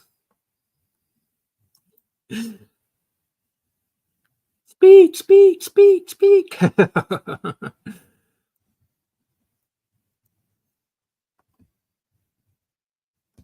Yeah, like I was going to say about Sam Colby, the Hinsdale house. It's not failed exorcism on the house. It's failed blessings. That's what the school and church want people to know.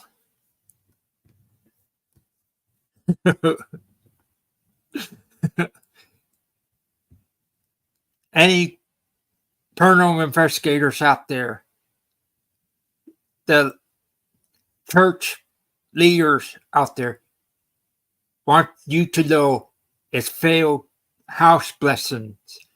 They're blessing houses and items. They exorcise humans of possessions.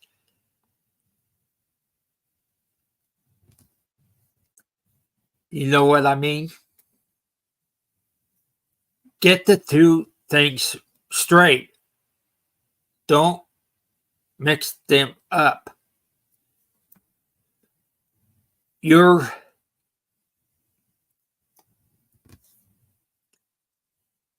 giving people the wrong information.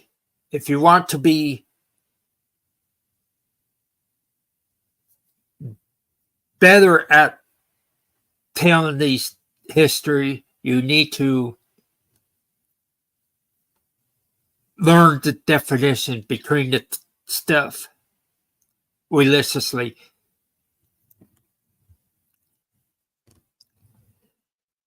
And also the woman in right over water, that's a story that's been taken from other places and added to it. There's no such thing as lady in the white there. There's no Indian burial grounds there. There's nothing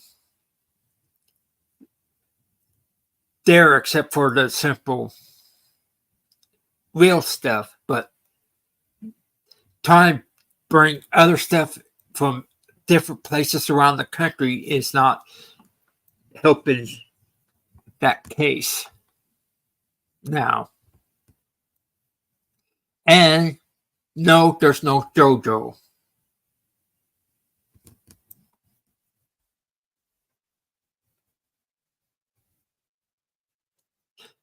Why?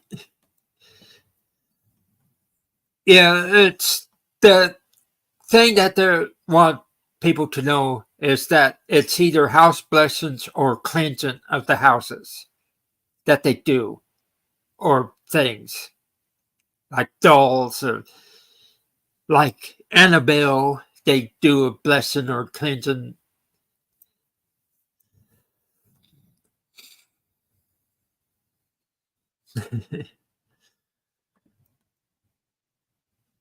And that's a different type of lady, Beth.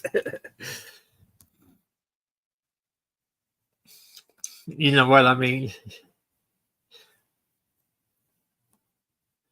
Um,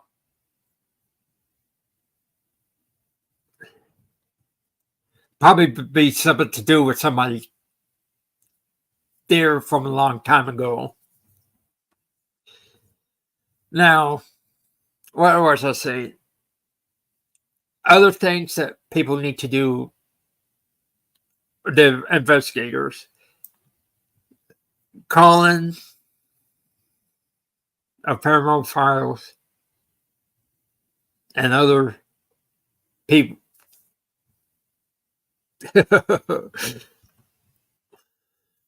Did Dom actually insulted her? uh, and people need to understand that there's people out here that will tell you what's the history in that, and no, and if in doubt, talk to someone that with the knowledge, like, or look it up on the Google to look up the term table tipping, things like that. That way you could understand more about it and don't double down.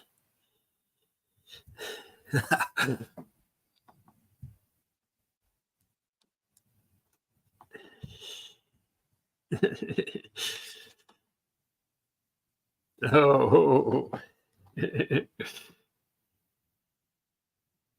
Dom has a girlfriend. Just kidding. You know,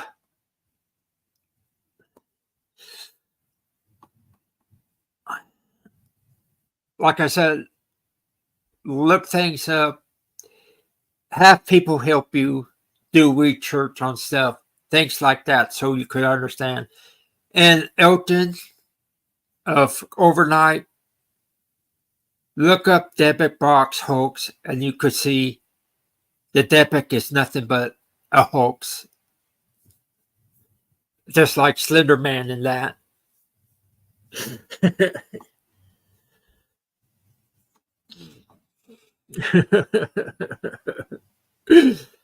And with that, I'm starting to hurt and been over 2.5. So it's been over 2.5 hours, and then I need to stretch because I'm hurting, back hurting. So I'll schedule another live to talk about Hollywood scripts and have panels, and that I'll see you again. Love, peace, stay out of trouble, and please leave Jacqueline alone, Angelina. Thank you, and good night. Bye.